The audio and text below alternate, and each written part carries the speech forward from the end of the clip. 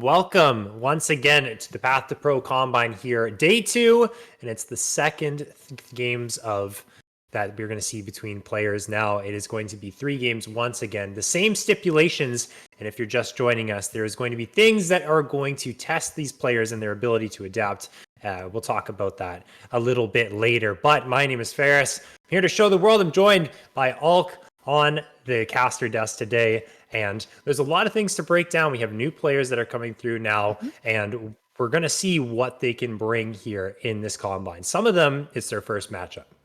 Yeah, and for a lot of these players, the big thing is the fact that, hey, we've got some new players, like you were saying, that haven't been playing. There are some names that we got from the last lobby, but now they've got to kind of show their spot. We'll have a bunch of them, and we'll kind of talk about that as we get throughout the show. We've got our first games kind of starting to go through with these drafts. Big thing for me was kind of seeing where these players are at, and when we talk about how they were kind of selected for this program, a lot of that is their solo queue based on last year.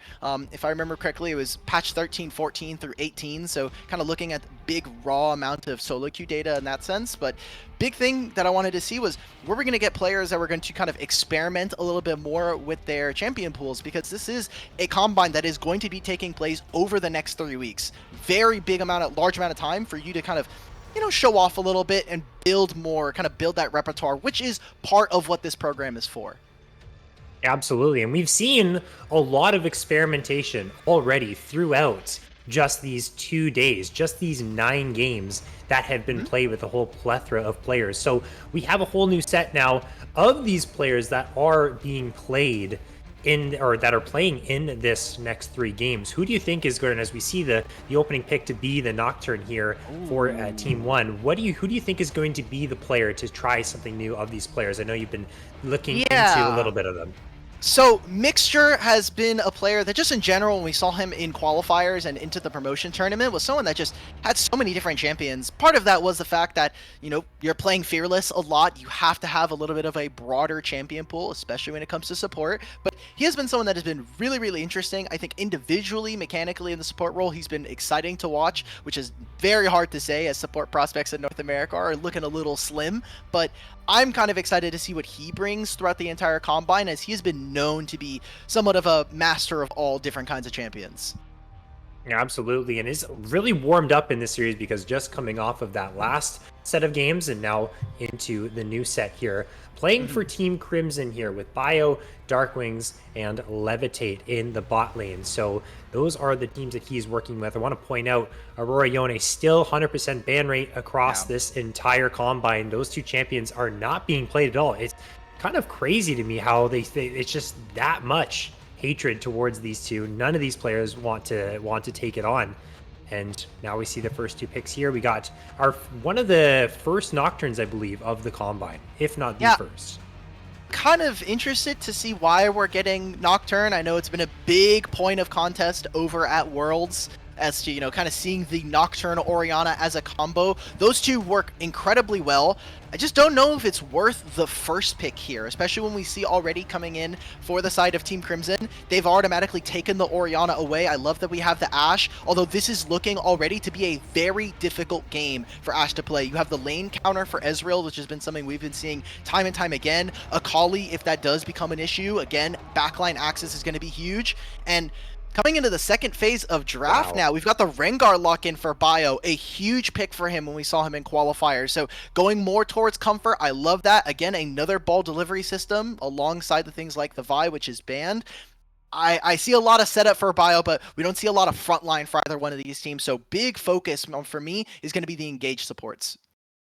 Absolutely, and that is looking to be taken away here right off the bat in the bans here. The Rel, that one's going to be taken away from Kim Down. You said it. You literally just called it. They're rolling through the support bans. More of a peel option than the Braum taken away, but they do need that engaged potential. They have some catch. I'm talking about the side of Team Crimson with the Enchanted Crystal Arrow. They have the Shockwave, which can be ushered in by Bio's Rengar, but they need something else. They need something that's more reliable. Right now, it's too cut and dry. It's too predictable, too easy to predict right now. So they need to find some of that in their top side and support draft. As now we're rolling through into the second round of bans. I mean, Leona, right now, one of the best picks to do that.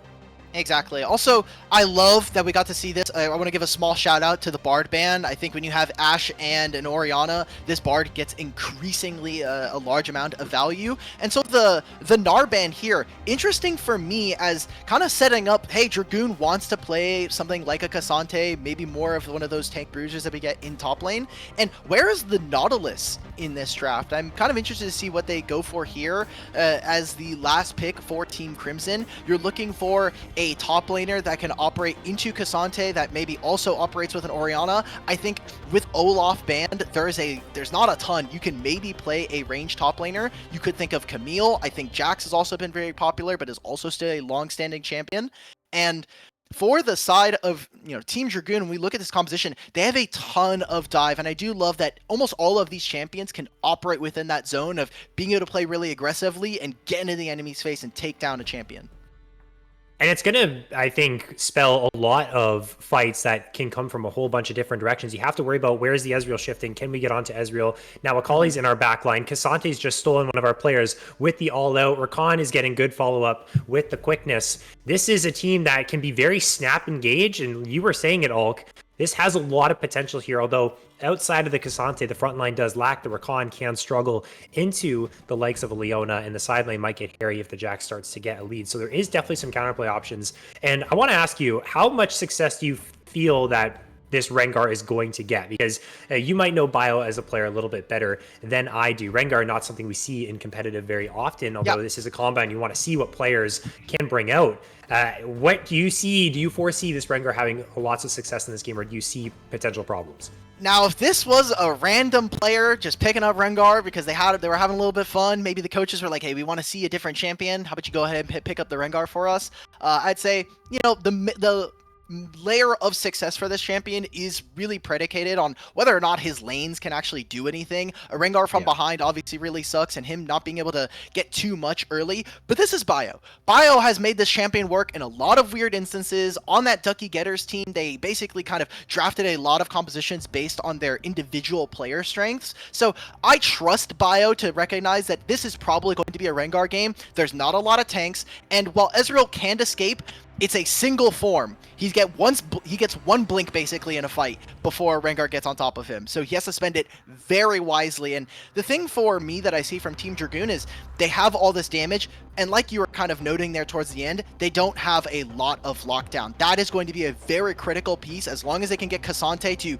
all out someone and take someone away, then suddenly there's no front line. The Rakan, not as tanky. And with Leona, Rengar, Orianna, I love all of these as potential engages. The thing for me as we kind of get through this game is seeing how this Jax Cassante matchup gets up, because Dragoon individually has been a really impressive player. I think we saw spots of Crimson during his split this year in NACL that he has that individual prowess, but the team's not necessarily working all the way together around him. So if they can get this topside matchup to go well, I do expect that we get into a team fight, we get to objectives. Team Crimson has a lot of tools that kind of let them play fights really, really cleanly.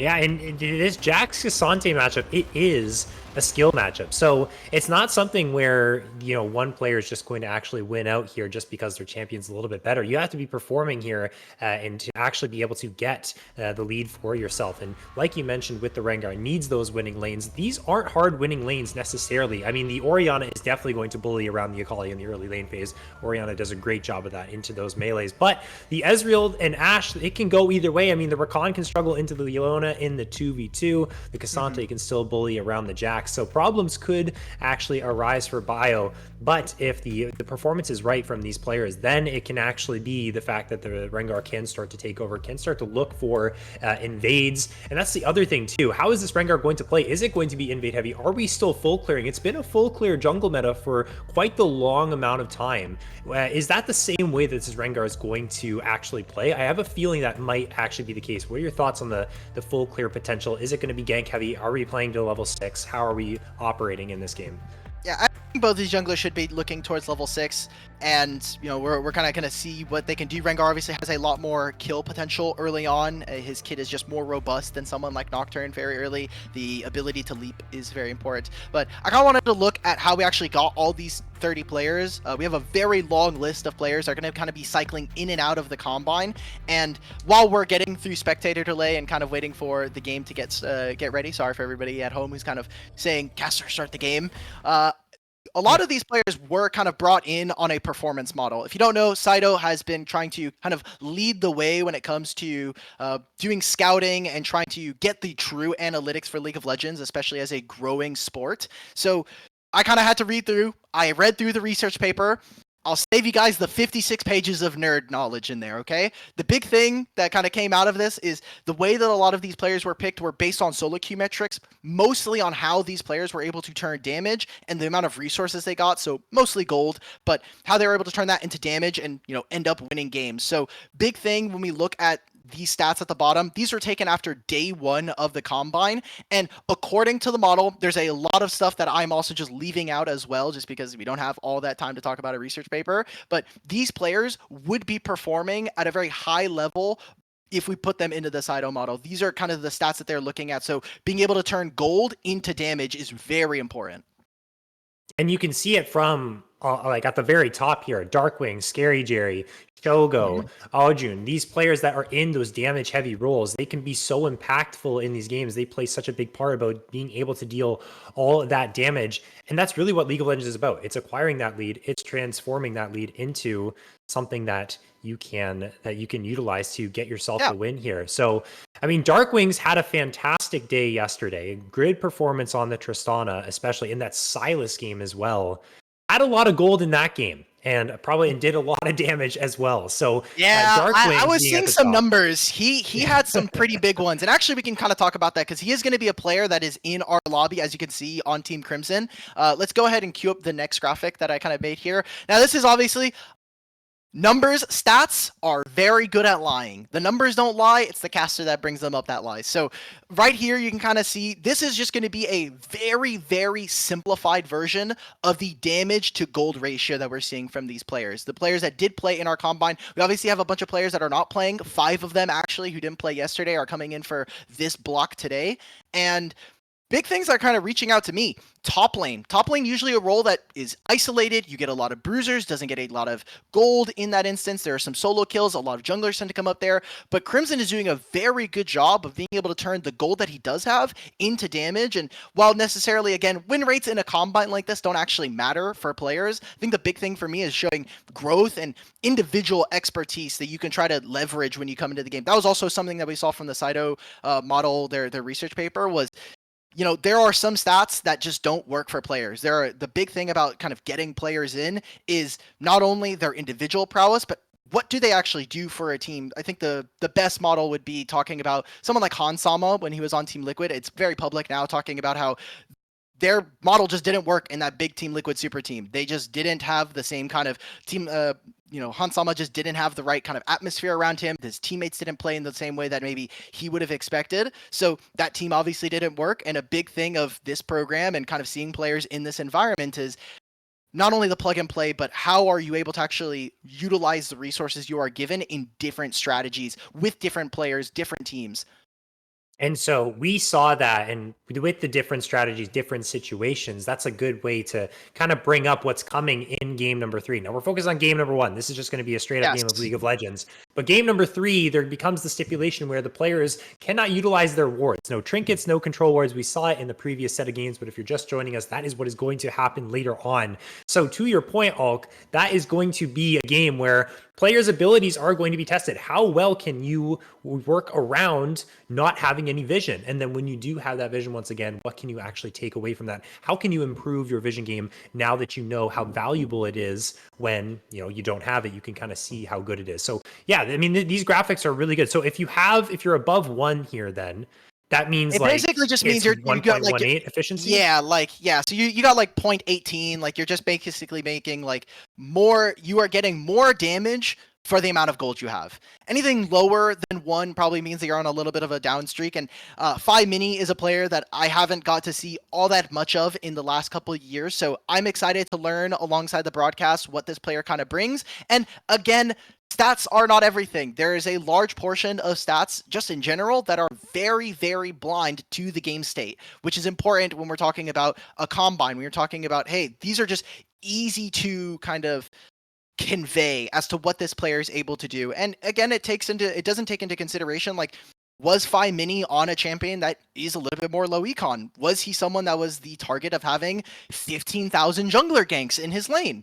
We don't know. That's just what the stats say. The stats don't tell us if there are jungle ganks in his lane. It just tells me 0.72 at 10 minutes. So I wanted to kind of learn more a little bit, especially because he is going to have maybe a little bit of a harder matchup going into Dark Wings, who not only had, I think, an okay game day 1, like we saw yesterday, but I think in general has also been the bar when it comes to mid lane and a lot of splits. Talking about NACL and qualifiers in previous years, Dark Wings has been a very good player at being able to kind of set the bar for, you need to be probably this good at playing mid lane to be able to play against the best.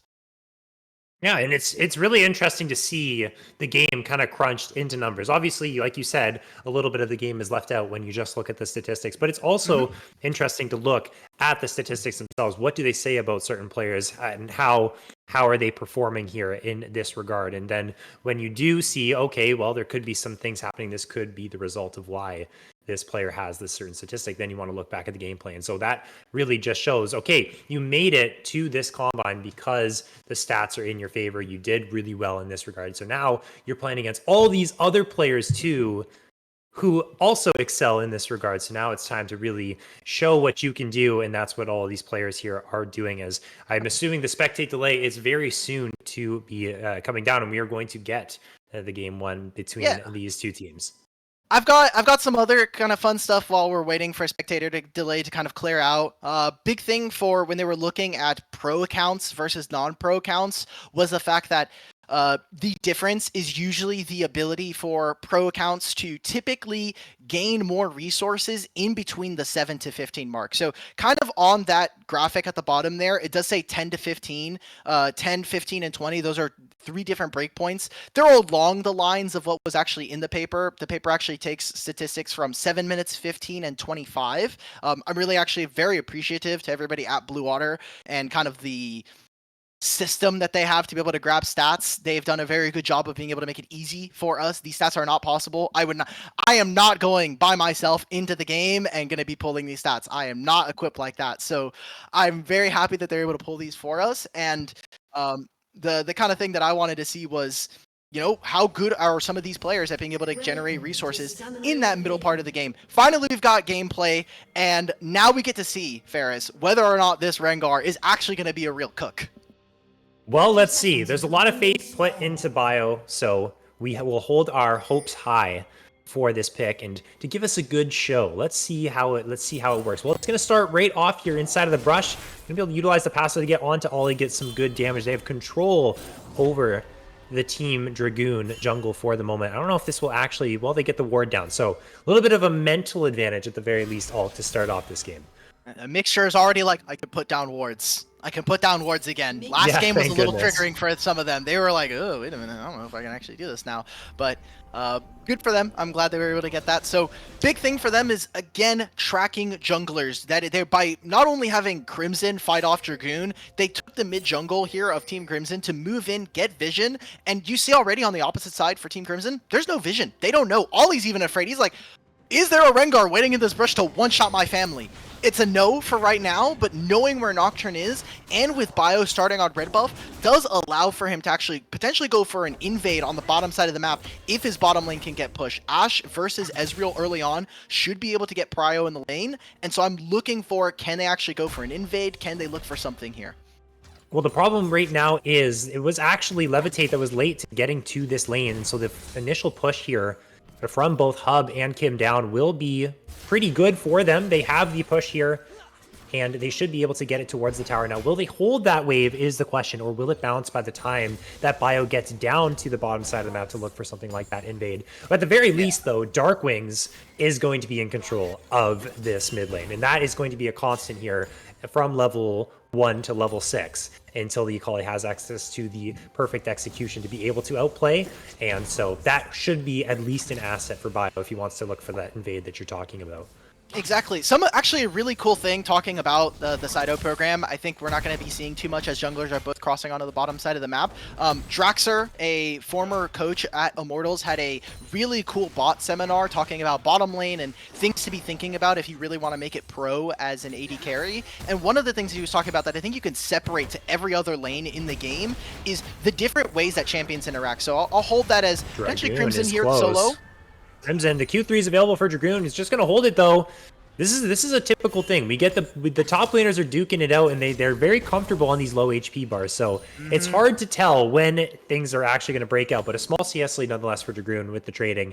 And 5 mini, again, very low, is going to be struggling inside of that mid lane as the crash comes down on the bot side. Yeah, he's getting the wave at the very least. The big point, I think, for 5 mini is making sure that he's getting the XP break points. But the thing that we were talking about, the thing that I was talking about before, we're getting a little baited by our top laners, was the different ways you interact with champions. So there's fighting the enemy champion and fighting the minion waves, and Orianna does a fantastic job of being able to manipulate that versus Akali. Akali has to hit the minions, or she has to hit the Orianna. Very rarely are you in range to do both. And that's why when you're playing these range versus melee matchups, Orianna especially can be very, very annoying to deal with. That passive as well, if you ever get into an auto battle with her, she's more than likely going to win. So we have the 2v2 set up here as Mixture and Levitate try to get this wave to crash. There was a small recall here for Hub where he's able to get the tier early on. Very good for him. Fight now. It looks like some trading back and forth. They get the HPs off.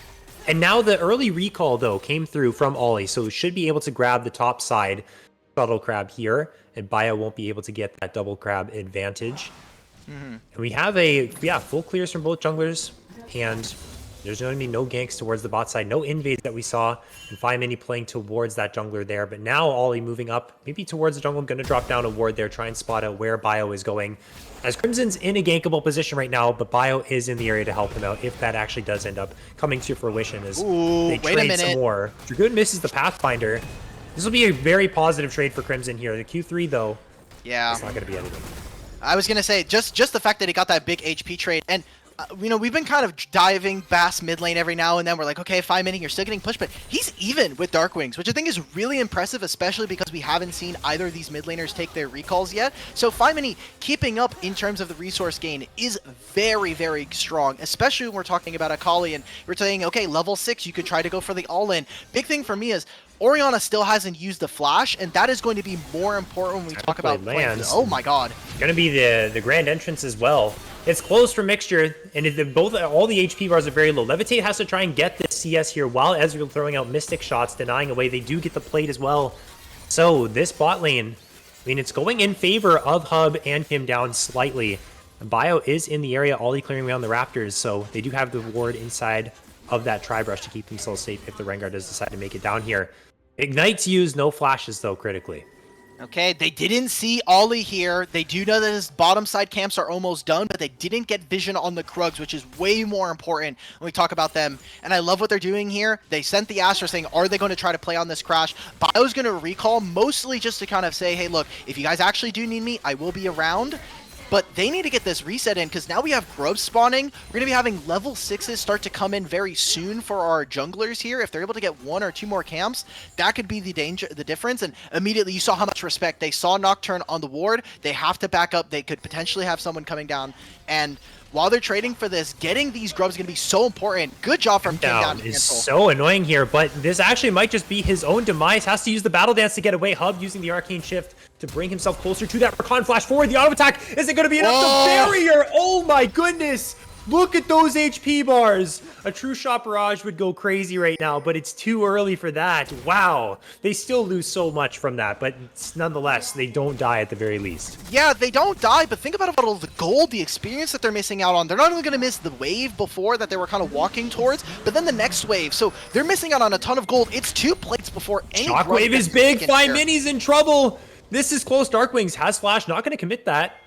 The health potion is actually ticking here. He's got double refillable ticking. He also has the Dark Seal, and he had the regen coming in from Doran's Shield. Again, it's still very, very tentative. And while all of this is happening, it's 2 grubs. Dragoon is here. Mixture has already moved over, so it's going to be those 3 for me. But when we're talking about Team Dragoon here, and you look at kind of the advantage that they've already gained through bottom side, Ollie doesn't have level 6 yet. All of those grubs actually gave level 6 over to Rengar. Thrill of the Hunt is here. Bio is level 6 advantage, and he's going to use the Bullet Strike to actually space away from the fear. That was so clean from Bio. First blood to the Rengar. Kim Down is here to try and support. Mini has the perfect execution available, but is sitting at a very low amount of HP. It's going to be the kill onto Mixture. Bio is going to be the next target. Dragoon going to try and help out the team. Darkwings is here to support, but there's just not enough damage. Bio has utilized most of his abilities, and that will be 2 kills traded back, though, for Team Dragoon. And it was that first play. Remember, it was the fact that we saw Bio get the first grubs. Mixture moved on first. They got that kill onto Ollie. And again, they're kind of leveraging the advantages, saying, okay, look, our bottom lane is behind. We just kind of have to send our support to go make the play for grubs. They didn't even preemptively play. Remember, they couldn't actually recall in time to be there for the grubs. So now we're seeing this small advantage start to creep up. Mini getting that kill is great because they're still even for the most part in mid lane. And we didn't actually get to see too much of our top laners interact with that. The fact that Dragoon gets a kill in this instance is very good for his lane and could start to be a little bit more problematic, as we said, hey, look, if you get the laning phase really down, if you can make sure that you're maintaining push, if you're maintaining your advantage, that's awesome. It means that you can stay relevant in the game. But the minute that your opponents are going to start to get gold lead, if we're talking about Cassante into this Jax, you can very easily flip this matchup with just a little bit of help from your jungler.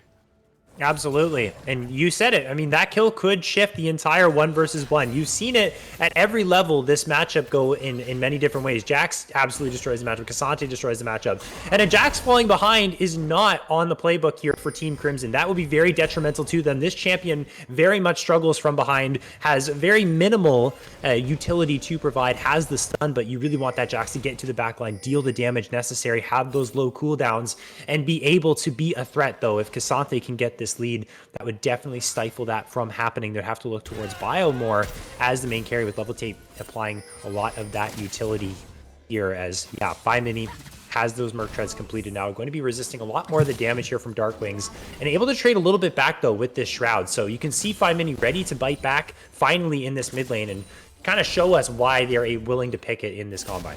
Yeah, and what I'm loving, especially from Team Dragoon's bottom lane here, Hub and Kim Down, is because they won the early lane, because they forced Levitate and Mixture to take a pretty awful recall timer earlier on. Not only are they down 20-30 CS, but it's also really hard, as looks like Bio's going to use his ultimate. Paranoia used as well, and Ollie should find the fear. Now the quickness and the battle dance from Kim Down to join the play. They're just evaporating off the map. The shockwave is so good though. Can't finish up the kill. Darkwings, you mastermind, saves his own life. 20 HP and an auto canceled is what it means for your mid lane to live here. And again, that bottom lane advantage that we're seeing from Team Dragoon, they can never move. Mixture's never in a position to actually be there first. It means that there's a gold lead being generated from bot lane.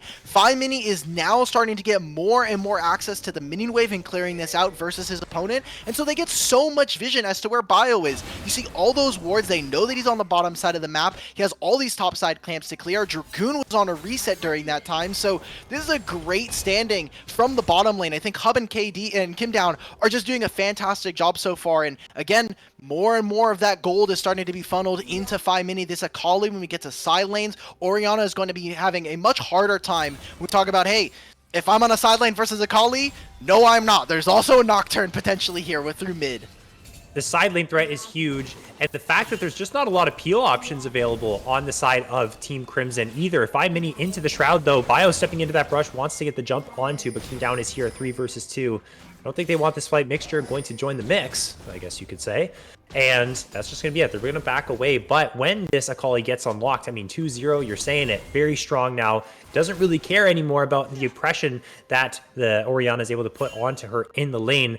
The Leona can peel, but that's not what Leona wants to do. That's not really what any other champion wants to do. So that could spell very difficult things for Levitate and Darkwing trying to keep themselves safe from this assassin. As Grub's being started, but they're just going to peel away.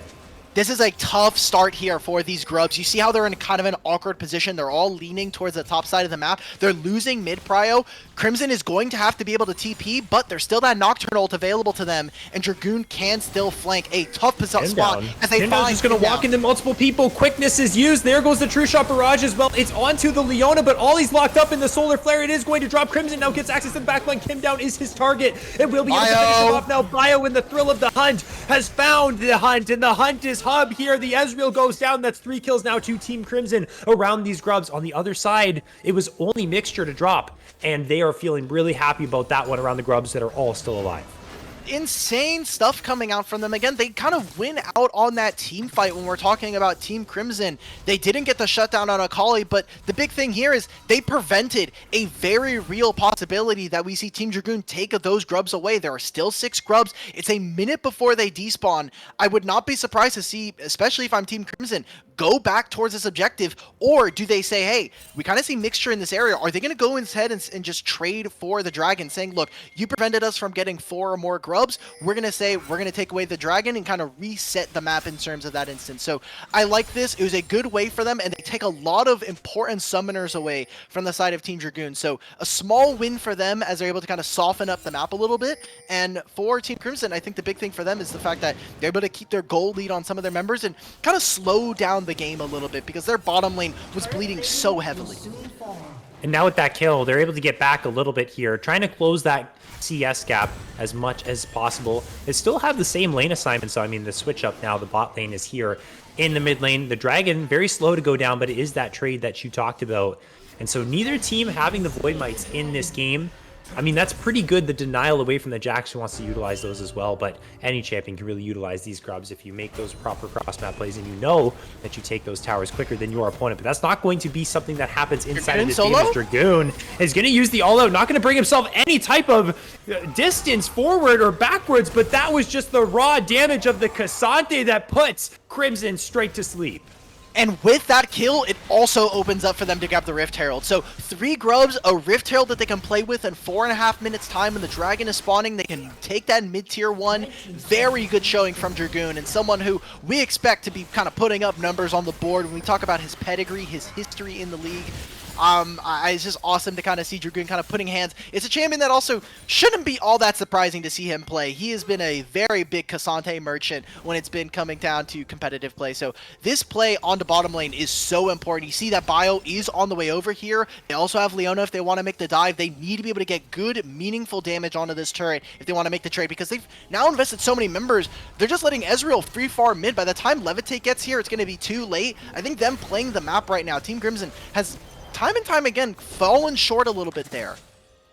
Well, they certainly have. They only get about 60% of the HP of the tier 1 tower in the bot side, and that's just going to be the wave tonight. I mean, Levitate's going to be able to get back and catch up a little bit of it, but it's no CS lead either for the Orianna.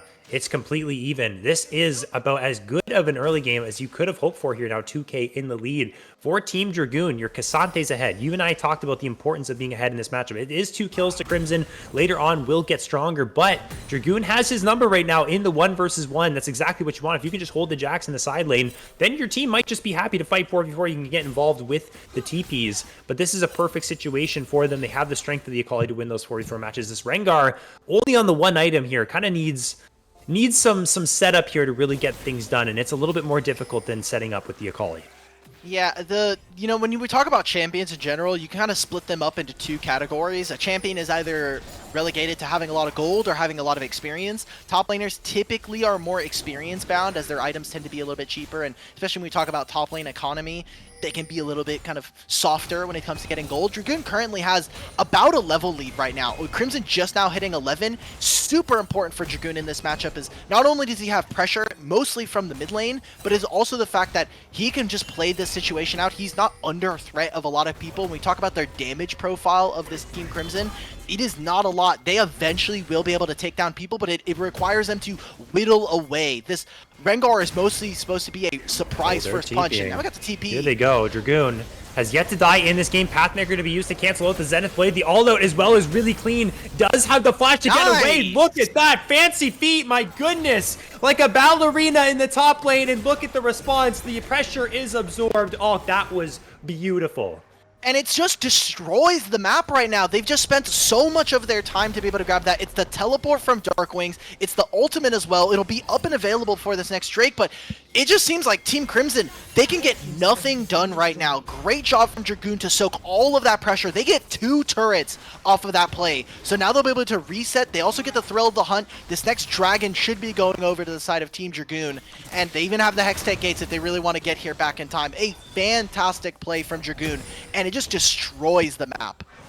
Absolutely. They get the tier 2. Tier 2s right now at 17 minutes, utilizing the Rift Herald. They didn't crack open the mid lane tower, which opens up the map, but getting all that extra gold injected into your carries. It was the Akali that's collecting, the Nocturne that's getting a little bit of gold here. Not necessarily the primary damage dealer, maybe, for the side of Team Dragoon, but still having that extra gold on the Nocturne nonetheless, dealing a little bit of extra damage to the carries. You're going to be very happy about this. Next Drake coming up.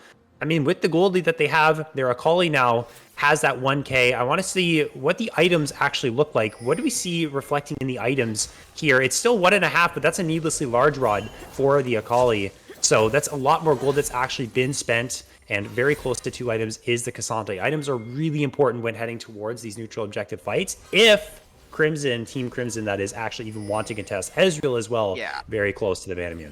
I just don't think they're going to want to contest right here. I think that if you're going to be doing it, it's going to put you in a really awkward position where, hey, you probably can't fight for 3rd Drake, and you're going to have to fight on Soul Point if, you know, they were just saying that Team Dragoon are going to be picking up the dragons here. So, big force from them. If they cannot get this top tier 1 after making 2 separate plays towards top, the game is just over, in my opinion, because now you've given over a lot of golden experience, and you're not picking up on the bottom side of the map. You've now lost mid tier 1, even with Ashe sitting mid, and they're just trying so hard to get this play to go off. Here's a teleport. Crimson hitting onto the tower. They want to get it. They actually deny the teleport with the Demolish proc. The all-out comes through, but that's going to be it. But the Enchanted Crystal Arrow also landed onto Kim down, but thankfully Merc Treads will make sure that that stun does not last very long. So they got what they came for. They got the kill onto the Cassandra and the tier 1. The trade for the Drake, about as good as you could ask for Team Crimson. Again, I say this is a Pyrrhic victory for them, as not only is the Dragon going over, again, Dragon stacking, probably not going to be more important for the next 5 to 10 minutes, but really the big thing is they split a lot of gold there. They got the teleport out from 5 mini, which is nice. We're going to see perfect execution, though. Look at the damage from 5 mini. My gosh, just ripped through Bio like he was nothing here. Mixture is next. Good solar flare onto 2. Zeke's convergence is now proc, but look at the paranoia here onto Crimson, who now pops the Grandmaster at arms. The Zenith Blade will land onto Ollie, who's taking a lot of damage. Flash away from his team, though the Grand Entrance will miss. And Crimson is still alive somehow here, trying to get away with his support. The flash and the shuriken from 5 mini is good to knock down Mixture. Levitate sitting in the mid lane all the meanwhile, but this is a good snap engage here from the Team Dragoon mid laner. Akali is going to be so monster fed at this game right now. This second item, Storm Surge, probably going to be kicking in teeth when we get into more team fights later on. And as is, Team Crimson are still losing out on the map. That play in top line, trickling into all of these kills for Akali. Yes, the big point for me, I think, is the fact that the summoner spells that were taken, Akali no flash, Nocturne no flash, means that the Dragon coming up in 4 minutes can be contested by Team Crimson. But as is, again, they lost a lot of the map. They have lost so much golden experience trying to match on the opposite side of the map that it just turns into like this vacuum where you're constantly like, okay, quicksand. Crap, I gotta go to the other lane. Now I gotta go fix this other lane. Now I gotta we're just missing out on golden experience that is free out on these lanes. So I kind of want to see Team Crimson kind of pull it back a little bit, making sure that we're staying disciplined and focused, as the idea for them right now is we need to be playing as a death ball. We have Leona, Rengar, Orianna. Or Jax should be able to safely split push against a lot of the other champions in the game. We just need to be able to make sure that we're making fights really count around team fights. And I think the messier game does actually favor the team with the Akali, with the Ezreal, who has more agency in these fights that get so chaotic. So they want the game to be split all over the place. They want to skirmish. Akali wants a 1 versus 1. Ezreal now has Manamune, is so powerful in this game. Is basically cruise controlled to this point with very little oppression on him. And 10 CS per minute, he's feeling great. So yeah, dial it back. I like the point that you make here. They need to be able to get a fight where they're coordinated, they're together. Get a big shockwave, get your Jax into the back line. You can protect yourself from the initial Akali engage, stop it, get the shutdown. This is what they need. And they've been having a hard time of actually getting that though here. So let's see what Team Dragoon does to make sure that that chaos still ensues. They can still get these split map fights. They can still pull the Team Crimson players to different parts of the map to utilize their advantages. I want to see if they can actually kind of pull off a state where they're kind of just letting the waves come towards their turrets. Overextending past the halfway point, especially now that the turrets are gone, becomes more and more difficult, right? Like, you have this Nocturne, you have the Akali that we were saying is going to be a side laning threat. Do they make a snap engage here on mid? Hub and Kim Down need to be able to step forward to apply pressure. You have Nocturne as well. They've got the spell shield off of the Edge of Night, a very big item to be taking off of this Rengar. A minute and 40 before Dragon. Let's see where the lanes are right now. Dragoon pushing in this top wave. He will have that teleport seemingly before this objective. And Akali on a side lane. Who's actually matching this champion? Because right now what they're doing from Team Crimson is just catching the waves, but I don't think they're going to have really many ways of shutting down this champion unless they send multiple members like we've seen they do for Dragoon. And it's really hard for Jax actually in this game because you're behind the Cassante right now. Actually, 3 kills, you're getting kind of close there, but has historically struggled against that Cassante. But the Akali is also a bit of a counter pick as well in its own right. As the Enchanted Crystal is going to go wide, it's actually going to hit onto 5 Mini, who's going to take a lot of damage here from the Jax. Is going to go nearsighted now that the Paranoia has been used. Ollie will be the next target. It's going to be 5 Mini to try and help him out here. What can Crimson do? Crimson's going crazy. Has got the first kill. Dragoon is going to drop as well. This is the coordinated fight that they needed. 5 Mini able to pick up that kill onto the Jax here as Hub has not been able to get involved in this fight. This is the skirmish around the Drake, and it's 1 kill advantage for Team Crimson. For Team Crimson there, not only did they get, they use some of their flashes. Big one for me is going to be Dragoon not having flash, meaning in the side lane. Maybe we could see Crimson start to take over. Him being on top of the Akali is a game changer for that fight. If that's not happening, we see Akali kind of take over that fight. It's a bigger win for them, and then we get to see them just reset for Dragon this entire time. But right now, with where it is, I mean, it is a Shadow Flame completed. It is Lich Bane done here for 5 Mini. This Akali should just run over a lot of these fights. Another needlessly large rod in the inventory. And so right now with where they are, again, we were kind of saying during draft, like, hey, Ezreal is very difficult. You only get 1 dash. But Rengar is not actually a real threat in this game, which is a big game changer when we talk about the different factors of this first game of our set. You said champions, they want XP or they want gold, and Rengar definitely wants the gold. He wants the items, he needs the lead. Doesn't really have that, so it doesn't feel as strong as he could as Levitate. You're in a pretty precarious position here, bro. You're walking into the face of a very dead Akali, but you might have just been bait for the shockwave. That's a huge shutdown here for Team Crimson, but look at Dragoon. Look at both top laners here fronting for their teams, trying to keep their carries alive, and this chaos is going to ensue. Hub is trying to get away here from Bio, who dodges away from those skill shots, is actually going to Arcane Shift out of the pit. The Drake is still very healthy here. Dragoon is going crazy in this fight. Dragoon? Look at the Cassante! The Q3 is massive! Dragoon is going to be the reason why Team Dragoon wins out in this play and gets the Hextech Drake. What a crazy fight here in the mid game. Fantastic stuff. Again, with the Akali going down, we're saying, hey, Team Crimson, this is your opportunity. But turning off the lights when Rengar is on the Ezreal, you already saw Bio is like clicking. He's like, where do I go? Where is this champion? I don't know where the Ezreal is anymore. He jumps back over the wall. He uses the one blink they were talking about over the wall, gets him to safety. They win a huge team fight, and I love that we kind of saw that from Levitate. Using your health as a resource to get that shutdown is important, but they didn't have time to reset. They said, okay, look, we spent a lot of time killing Akali. Now we need to wait for our cooldowns to come back up. We need to wait for some of our rotations to be available to us. And it means that, again, it's a Dragon here for Team Dragoon with this Cassante just going absolutely buck wild in a team fight.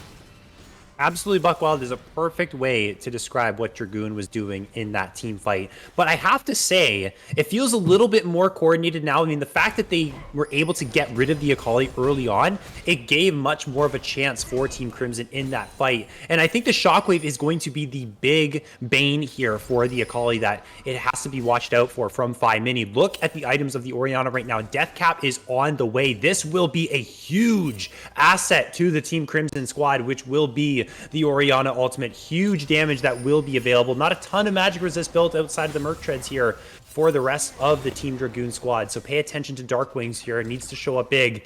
In the absence of Bio, who has been struggling in this game to be able to get a whole lot off, was getting danced around by that Ezreal in the fight. But still, firm lead here for Team Dragoon. They are in control of their waves. They do have control over the Baron, looking for a pick that might be able to bring them that big purple worm into their possession. Yeah, so for what we're seeing from Team Dragoon is not only the fact that they've continued to kind of show control over the minion waves, they have access to it, I think they have just better range when we're talking about how this Ezreal is kind of doing, but big thing is the experience advantage they're going to be having. I mean, Crimson is only 14 right now when we talk about their level, but the level 16 spike here for Dragoon, for 5 mini, these two laners, even Ezreal, the ultimate there is going to be providing so much more, and I think if they're able to kind of hold out on this Bio, I don't think this is a real fight. I just don't think. He literally has unending despair and an Iceborne Gauntlet. You're going to be bashing your head into a wall and dealing 0 damage the entire time. Yeah, so, pretty much. Yeah, I mean, look at that build. That's a Rengar's nightmare right there. You look at that and you say, okay, escape. Or instead of escape, you hit enter/FF. If it's a solo queue game. That is true. I mean, look, you could also hit escape and hit surrender or exit the game. Yeah. So you could still do that from that same key. I'll save him an extra input for doing that. But Mixture here with his team.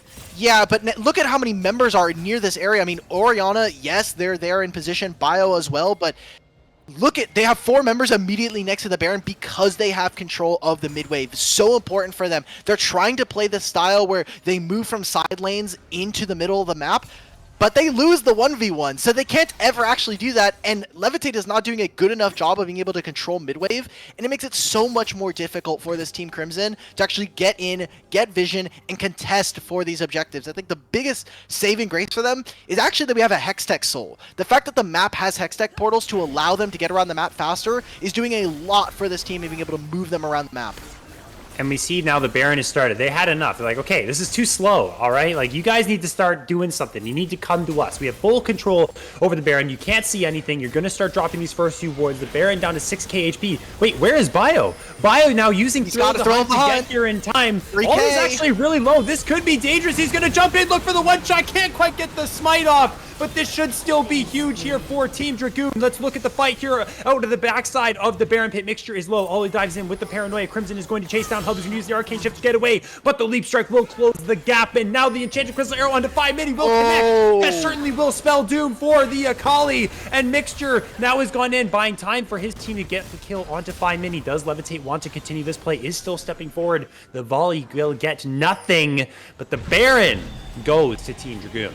I think they should have just kept chasing. You need to pull separate members over here to stop them from recalling. Yes, again, they have the Baron. They have recall timers. They're going to be able to get back onto the map faster thanks to the Hextech Drake. It's a huge Baron here for Team Dragoon, where they still lose, I think, the most important members of their team right now, the Akali and the Ezreal. Ezreal's job this entire game has been sit mid, look juicy, and push waves. Akali gets on side lanes, applies pressure, makes it so that almost no one can actually deal with her in a duel, and then you can collapse inwards towards objectives. But with them all being gone, it's probably going to be them looking to kind of re-enter into a fight here. So them getting the scuttle for Team Crimson, big. You get a lot of vision. You can deny it from your opponents. Teleports coming in.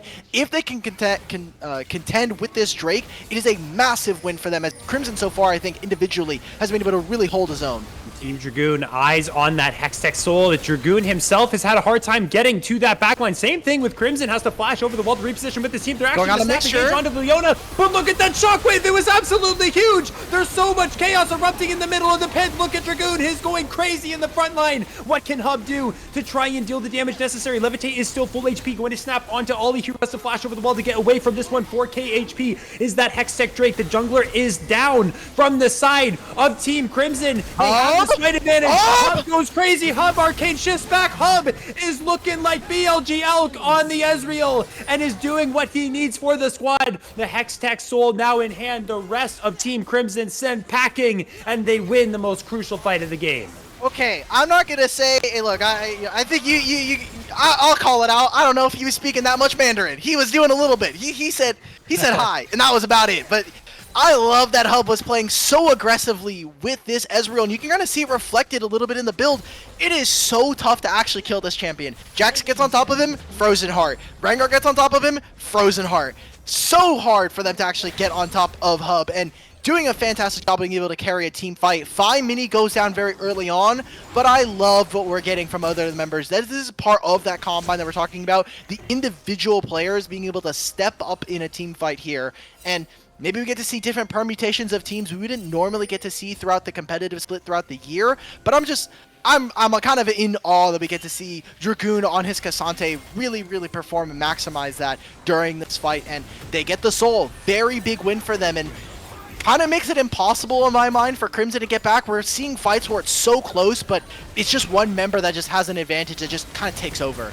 And that, oh my goodness, that True Shot Barrage is huge, and goodbye to Levitate. He's levitated all the way up to heaven above in the Death Realm, and 5 minis unlocked in the backside. Dark Wings gets a big shockwave. It's going to be a nice counter strike on top of it, but there's just not enough damage. Bio can't get involved in this play. He's going to jump to his own doom, and that should spell the end of this game. They have the minion waves. I think they can do it all. Yeah, they've got minions, and if they don't want to play through mid, they can just go ahead and crash through top lane. Death timers are pretty long. Although with kind of the amount of damage, I'll have to see. Again, it is Ezreal, so maybe they have a little bit more damage here. They do have some members. They may try to play this a little bit more safe. All right, we're going to see them try to end with Hextech Soul in their back pocket. Yep, they got it. I mean, it's only Mixture alive. There's nothing that this Leona can do by themselves. Just going to watch the Nexus explode right in front of your eyes. Not even going to chuck an ability. Looked like he was helping him clear that Nexus the entire time. But hey, quite the solid performance. For the most part, Team Dragoon, a lot of people standing out in that game. To me, Dragoon specifically on Cassante, and of course, 5 mini, an excellent performance on the Akali. It's kind of tough to pull off champions like that. They're not as traditional as something like Orianna. They require some good positioning. You have a rough time in the lane phase, but Death Cap completed, bunch of kills, did it, pulled it off. I mean, Hub as well in that last fight. Great purchase with the Frozen Heart. They played well, and overall, I mean, they had a good showing here to start off their Combine as a team. Yeah, I think that Hub was by and far the way the best player on this team right now. Like, individually, we kind of got to see, I think, Dragoon kind of play a really nice game top lane. Again, Ollie doing whatever he can, but 5 mini, the big thing for me was I thought their laning was really strong. We got to see that in the Akali Orianna, but afterwards, they had some moments where they got to see them pop off, but I think in a lot of instances it was Crimson sticking on top of them, the Orianna shockwave. I think outside of lane is where we're starting to see kind of 5 mini breakdown, and I want to see as we get further on, not only today as they're going to be playing another 2 games after this, but throughout the entire Combine. You really kind of have to maximize performance in this first week, because there is going to be a cutoff as we get further into this Combine. The fact that a certain number of players are going to be cut, and then we're going to be seeing kind of the top of the cream kind of rise and make sure that we get the best of these Combine players. 5 mini, I think, individually probably has to start working a little bit more on where we see them in mid to late game team fights. Certainly, and that kind of creeps back in the back minds of players' heads maybe in these games that they're playing is, okay, I've made a couple mistakes, I haven't had the greatest of games, maybe I think I can perform a little better. Now, I don't have much more time until those cuts start to roll through, and I want to be able to get this opportunity to play with the best and to go to Los Angeles, to potentially go to Korea as well. So there is a lot on the line, even though we have a lot of ways to go, but we are going to see what happens in these next 2 games. We have stipulations on the way, but the first game is in the books, and we'll bring you the Game 2 draft after a very short break, and we will see you when we get back.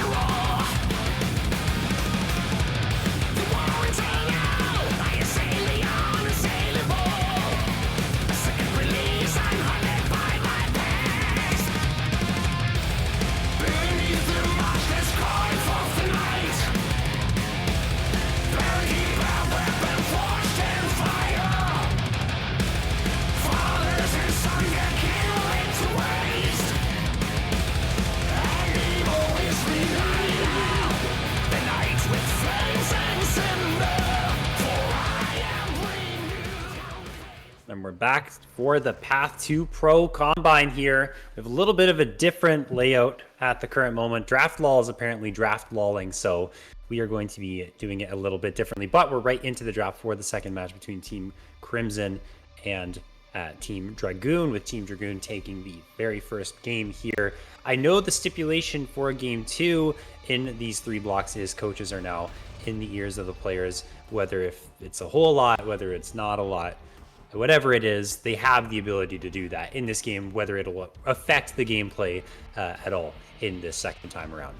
Yeah, that'll be probably something that we'll have to get more into, as like asking the players and coming back to it at a future date, asking like if coaches were inputting what exactly they're kind of doing and how much they're actually helping. But until that happens, I'm just going to pretend like the coaches aren't saying anything, because you know what? All players, the way that they understand coaches is they just do the draft, and then the coaches aren't much good for anything else. We've got some good people here at the Path2Pro Combine, so excited to see what we get for more Path2Pro. But we're kind of getting through the rest of this draft. Like we said, it's game 2. We're going to have a game 3 with some pretty fun stipulations. We'll kind of get to that once we get there. But Yone, Aurora banned yet again, and a little bit of a different style here. That first pick, Quay, coming in, and the big one for me now, Ivern here on the red side, a very big change, and I think empowering when we talk about some of the champions that have been really, really popular for some of our top laners.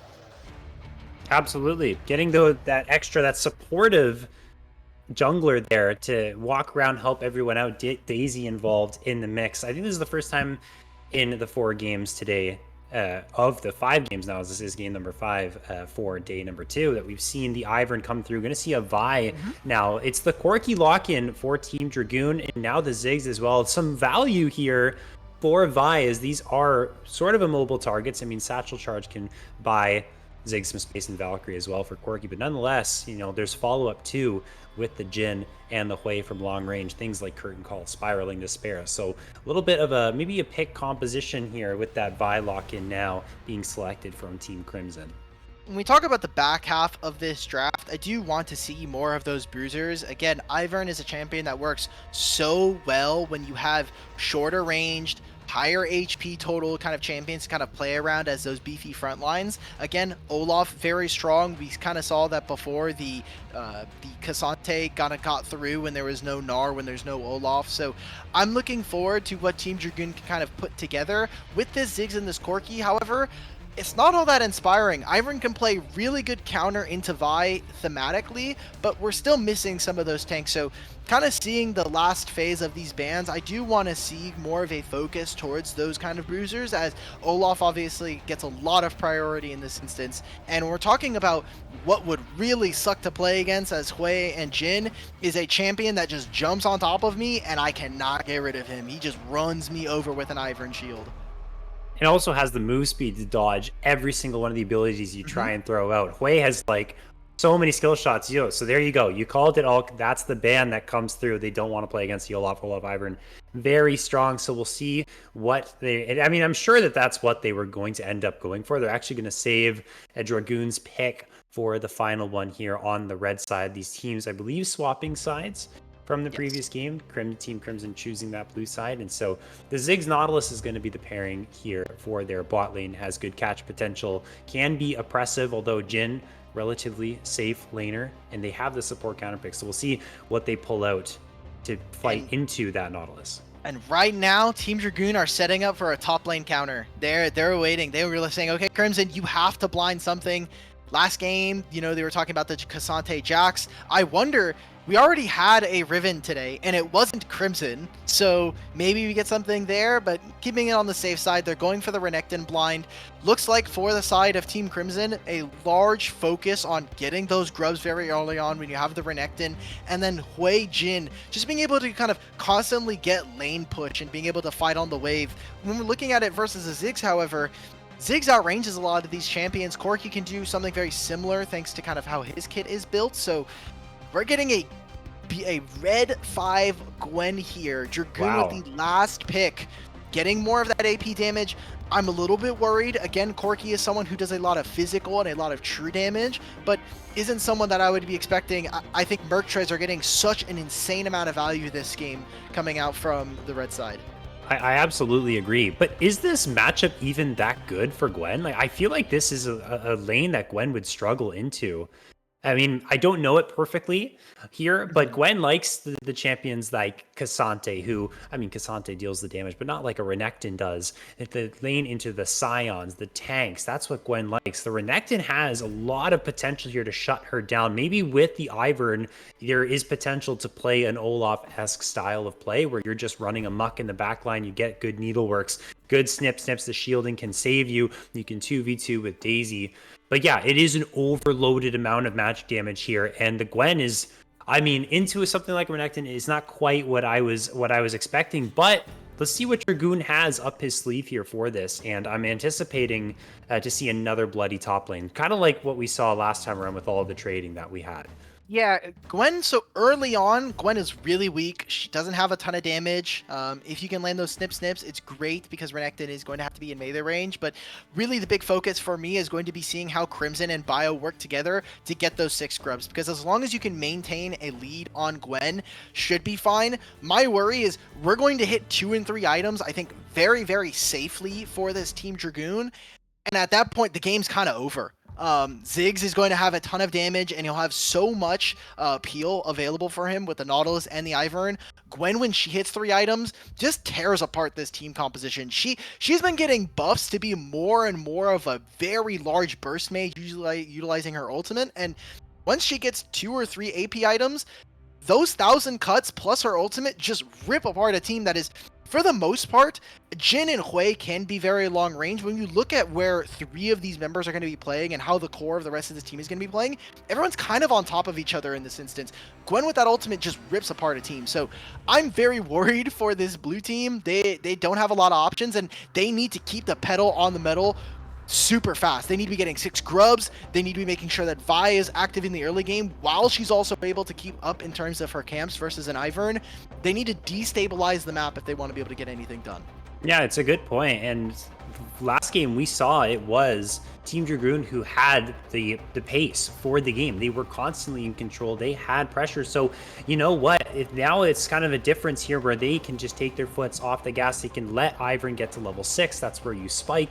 Then you can wait till Gwen gets 1 or 2 items. If you can stifle everything that you were just talking about there, all with the fact that they want to win the early game, does Team Crimson. They want to get the 6 scrubs. They want to push the towers. They want to prevent any scaling from coming through. But can they actually do that? So this is going to be that added bit of pressure to this team to be able to make things happen and make them happen quick and execute on it as well. So it's going to be difficult. It's always naturally the more difficult way to play, but it is the more rewarding, as once you get going, then you can actually really win the game quickly and win in a very dominant fashion. But do they have what it takes to actually pull that off here? I mean, I think that perfectly illustrates sort of the way that this game is actually going to play out. Pretty exciting. I kind of want to see what we get from both of these teams, though. We are going to be kicking it to a spectator delay as we wait to get into game. But after that, we're going to have our game 2 of the Saito Path2Pro second block coming up. And after that, we get our really fun third game. We get our awesome third game with some cool little added little bonuses. But until then, yeah, we're going to kick it to a small break. And when we're back, game 2 of our Combine.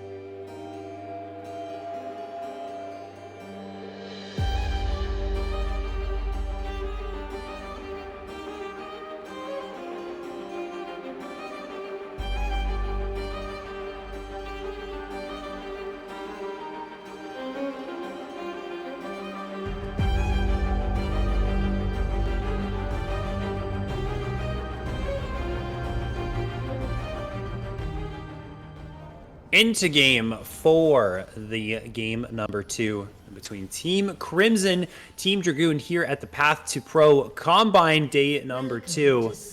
And it is Team Dragoon who had the better of Team Crimson in the first time around. They did some review. They're back. They got whole new drafts cooked up, and they're ready to give us another show here with Team Crimson hoping to get one back for themselves in this game where things aren't as crazy as they will be in game number 3. The last game we got before, you know, it doesn't really feel like a standard game anymore, but we'll talk about that later. Let's focus on the game at hand. I'm still Ferris. This is still Alk. We're ready to get underway. Okay. Again, big focus here for Team Crimson. Can they get these early grubs? Can we see them actually apply pressure on the top side before Gwen is able to get some early laning, some early items? And with Wei, Wei's a champion that kind of does it all when it comes to mid lane. He has the ability to push the wave very, very easily once he hits level 3. Once he gets his first back and he gets his mana items, very, very easy for him to just clear the wave. He does the wave and then the crushing maul with his E, and that's about it. And he can just walk anywhere he wants. He gets movement speed as well. So I do want to see this team really play the map, especially when we saw them in that last game struggle a little bit when it came towards how to play certain lanes, how to get into certain positions before objectives. And trading on the wave here, Levitate and Mixture getting control. You mentioned that in the draft that's likely what is going to be happening all the time with the Rel and the Jhin. Get control. Don't let the Ziggs push you into your tower. Don't let him get plates so he can get towards that execution threshold and then start moving around the map and cause chaos here as they are constantly trading here. Not even waiting for that level 2, just going straight at it. Kim down, already down to about 20% HP, has to start potting up. So really good start here for the Team Crimson bot lane. As, oh my goodness, flash forward the Deadly Flourish as well, right on the level 2, first blood. It went from good to great, and Levitate is feeling great right now. And a good job coming out from Mixture, who set this all up. A player that we said at the very beginning of this block, I was excited about this guy. This is one of the guys that has been playing in some of the qualifiers, hasn't really gotten his shot in NACL, but is one of the more exciting prospects. And I think coming into 2025, I'm looking forward to what he can bring to NACL and the qualifiers just in general. But a really good job of them playing it. They know that Ziggs level 1 doesn't have that same kind of kill threat. Levitate on this Jhin has a lot of damage, and you guys talked about it earlier today about when you see you're playing against the mage, typically one of your responses is, can I actually match teleport with the summoner spell? And this time around, he's able to do that. Levitate will be able to match this Ziggs, which I think is more important just because we're not expecting them to be as lane dominant. And Ziggs, unless he gets a lot more items, unless he's able to kind of have maybe a different kind of support, he can play on the wave and also auto-attack you at the same time with the bouncing grenade. So we already saw it all in from our 2 top laners here, mostly just going to be getting Dragoon his recall in first. And honestly, Vi, I think in a fine spot, especially if you're just looking at this, you're saying, okay, look, my top lane is getting back into position here. We have a good push in mid, and with our bot lane winning, it allows our support to roam. And both supports are here in the mid lane, although Bio is here. Remember, there is still flash, though, for Kim down. Has to use it to get away from the root from Darkwings. So that's going to give full scuttle, double scuttle here for the side of Bio over Ollie. I mean, Ollie's already maneuvered nicely throughout the jungle with 5 mini going for a crazy trade. 5 mini. What's going on here, my friend? So confident right now, knows the cooldowns. Gonna use the Valkyrie to get away. The Severing Bolt will miss. Holy, the confidence from this player here. I thought he was just like running straight into death at that point. He's putting hands on him. If Mini looked a little confused, he's getting slapped around. He's like, okay, wait, am I gonna dodge? Like, can I actually land? If he lands the Q, maybe it's a change there, but looking at this from Ollie, he's kind of stuck now because he has no camps that he can play for. His bottom lane is losing, and with his mid lane just getting shoved in on repeat and not taking their recall, he kind of has to stay here saying, are you going to die solo mid? And look, Mixture gets a free time. He gets a timer. They get the root down. Ollie gonna have to use the flash, I think, to get out of this one. Yes, the Shattering Strike is there. That certainly would have meant death for you.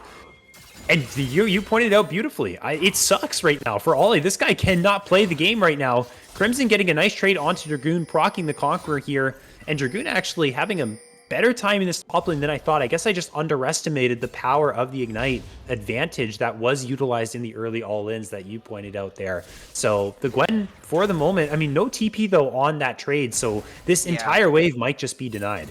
Exactly. That was the more important part of Crimson being able to do that. He's getting his reset timer in. By forcing Dragoon to back, it is going to mean that he won't have a small item advantage. And the big thing here is we're seeing the jungler, specifically Bio, starting on his Krugs. He's going to make his way all the way up to top side, and they're going to be able to play for those grubs. A big victory if Team Crimson can actually pick this up, because otherwise we're looking at a game where you have an Ivern who's still slowly scaling. He's not that far behind. They lost out on his flash, but I just don't think they're going to be able to contest 4 grubs, and that's a big objective that you really want to be able to grab when you are playing this Renekton combo. Well, all these hovering around this, putting some brush here, as 5mini continuously taking the abuse here from Darkwings. That is a deadly paintbrush, but that's Spiraling Despair committed. It goes wide. Good sidestep there. I don't even know if that was a sidestep or if it was just the missed ability. But that's going to be off of Darkwings here. The grubs are alive. These are the grubs that we have put so much emphasis on. And it looks like Bio, yeah, just making their way straight towards that. Darkwings has the prio, forcing the Valkyrie away from 5mini. Ollie channeling the recall. They have so far all followed the blueprint for their success. They're doing it, okay? They're hitting the check marks here. They're saying, okay, we're making this play. And I love how we've been seeing Mixture and Levitate play on side lanes right now. Oh my god! 5mini, he's down. Are you kidding me? What a snipe! That was crazy. Yeah. Levitate gets that, and right now Darkwings is just hammering mid lane right now, where it makes it so difficult for the jungler to actually get involved. And with those early lane trades, Levitate and Mixture just making sure that they're on the play, they're playing the map at the right point. They're saying, okay, we just pushed in this way versus the Ziggs and Nautilus, let's go out and go into Fog of War. Most of the time in competitive, you don't actually have to do anything in the Fog of War, you just have to leave. Because the moment they don't have vision of you, someone has to call out, okay, hey, bot lane's missing. They can make a roam mid. Hey, maybe they're resetting and playing for grubs. We can't respect this timer. Oh, no. Uh-oh. Levitate and Mixture. They went in for this. They did not realize that Ollie and Kim down were behind the Mixture. Has the flash available. Should use it to get away from this root, but here's 5mini to cut him right off. This Rel is just going to die. Kim down might not be in range for the dredge line. The Mega Inferno Bomb will be dodged away from 5mini, gets the kill, and that is crucial here, Alt, because struggling so much is this Corki, and now gets a little bit gold back. The problem I have is, yes, they got the kill, but they can't actually get anything for it. So they'll actually steal the red buff, which is a small victory, but they can't start up the dragon. Ollie doesn't have level 6 as Daisy. The bot lane's taking a reset. So in terms of what they're actually able to gain on this objective, it is very little here for the side of Team Dragoon. And giving a Mixture as a kill, I think, is perfectly fine. If you think of the rest of the game, the lane states are pretty much still the same. Darkwings is still slamming in mid, although they might try to look for something now that Bio has ultimate. All they need to do is be able to get Corki's flash, but under turret, I think it's going to be a little bit of a hard look. So just get this dragon for yourself. We're going to see needlework. Plus the Dominus come through. Crimson in trouble. It flashes away here, but Dragoon, I think he has this one. Waiting for the cooldowns is the Renekton, but they do not come in time. The solo bolo for Dragoon once again, putting them in the dirt as the dragon taken on the other side. Crimson just not respecting the Hollowed Mist means that he walks back into Dragoon, he can't use any of his spells, and Dragoon finds that solo kill, which is really, really good if you're on Team Dragoon right now. You need to be able to relieve pressure on some of these side lanes. You're losing bottom lane, mid lane is losing push until he's able to get a couple more items here. Gosh, Valkyrie just forward. What in the world is 5mini gun? He goes right into the Spiraling Despair. Mixture takes the kill. Unfortunately, that would have been better on Darkwings, but they punish the over-aggression from 5mini. But why are we going for that play, right? Like, I get it. You don't have teleport. You kind of have to make something happen. Bio looking for Kim down. There's the cease and desist. It follows the dredge line, but the flash will take him away. Now running into the middle of Daisy here. Hub hitting as well. Dredge line connects onto Mixture, but there's the fourth shot from Levitate that takes him out. That will be a positive trade here on the bot side for Team Crimson, and they get the play they want. They even get the Daisy as well. This is just a comedy of errors, I think, coming out from Team Dragoon. As mid lane, we make the play when we know their support is on Fog of War. We knew that Mixture was just bottom lane. We don't have vision on this rail. They can make a play on mid. They do exactly that. Then this bottom lane play, I get it. Hey, you're trying to see if you can maybe find a timer with Ollie alongside your bottom lane, but you're still behind in this instance, and maybe if they had a few more items, maybe if they're just, a little bit more even in terms of their gold, it's fine. But as is, this game just gets harder and harder, and Hub needs to be careful. You can lose Flash very easily here, and you want to make sure that at least your support can make that roam for the grubs that are spawning in less than a minute. for the moment, Kim Down has to stay. Look at the Hex Slash being channeled here. They want this fight. Mixture finds a two-person shattering strike, and the Magnet Storm brings them both in. Can they get the kill onto Hub here? They cannot. The Deadly Flourish lands onto Kim Down, but the flash forward from Levitate. He checks in, gets that kill there. The Dredgeline will land. Does the Nautilus have enough damage to take out the Jin? It's so very close. Can the push not connect? It can. The bouncing grenade will bring him to the execute threshold, and Levitate 5-0 on this Jin. And all he has to do is push this wave and look to roam towards the top side. Ollie is trying to stay here. You see that Bio too. We have a teleport in bottom lane. I think that's just Levitate dead. Yeah, that should just be it. Single auto attack. There we go. He takes him down. But big plays now. Now that we know that Ziggs can't be here, they need to make this play on top side. They need to be able to get at least one of these grubs. That's just not the case. You're getting pushed off now. Dragoon, enemy top laners TPing in. This could be 6 grubs for Team Crimson. And right now, yeah, Ollie's channeling the recall. They're just conceding. That's it. I mean, with that jungler gone back in the fountain, there's certainly no way that you get any of these. The rest of the team is posturing like they want to contest. Kim Down is kind of hovering around Mixture, but now they've completely given this one away. So now Levitate is going to TP behind and say, hey, anything you can do, I can do better. Now let's try and dance here, my friend. I got a whole lot of money I just spent from all those kills that I got. Levitate is trying to get a little bit of damage off here before Hub tries to execute, but no, we'll be able to close the gap. Yeah. Yep, so here's the auto attack. That's it. 07. We're learning. Oh, Crimson just got killed in top lane. Okay, so Kim Down was top. So a little bit of help from the enemy top laner, but still 6 grubs. Hub right there, all they're doing is just delaying the wave before this Jin can actually go and hit. Good job of being able to take the rest of the minion waves, but now has a CS lead, also has the Cull, so he's getting a little bit more gold on top, sprinkled on. They're even bringing over multiple members to try to get all these plates. They can get all of these, as well as the Dragon spawning in a minute and a half. This is a really, really solid game state to be in if you're Team Crimson. Absolutely. If Dragoon gets some plates, though, so at the very least, your Gwen is feeling pretty nice here with the 1,000 gold lead. So that is the only saving grace right now. 2.5k lead to Team Crimson. Look at what they're doing, sitting inside this brush. They're waiting here for Hub or Kim Down to step up. The Shattering Strike misses, Crash Down. Magnet Storm is still good. Curtain Call going to follow it up. That's a 6th kill now. 7th actually make it to Levitate. I keep forgetting this guy's picking up kills left, right, and center. And this should just be now the full tower here. This will be a huge gold influx with the first tower of the game. And I love how we're seeing this team play on this waves. They're saying we have 6 grubs. Let Levitate get solo gold here. Never mind Mixture. You're an absolute griefer in support. Why are you taking? I'm just joking, but like they're just making sure that this bottom lane from Team Dragoon can't actually step up on the wave. They get the turret at 13 minutes, and now they can activate their bottom lane, let them recall, shove them into mid. Darkwings can now take over this bottom wave, and then they'll have access. They'll have their pick of the litter. Do we want to play for the Herald, which alongside 6 grubs can be very, very dangerous, or do we want to start enabling the Dragon stacking and eventually just choke out our opponents on the objectives?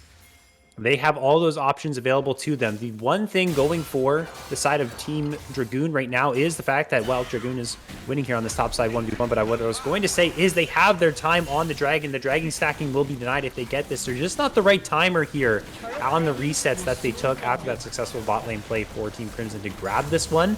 So at the very least, they deny any 24-minute solo opportunities, but it will still be a problem for them once they get more set up around here. And it's Rift Herald, right? 6 grubs.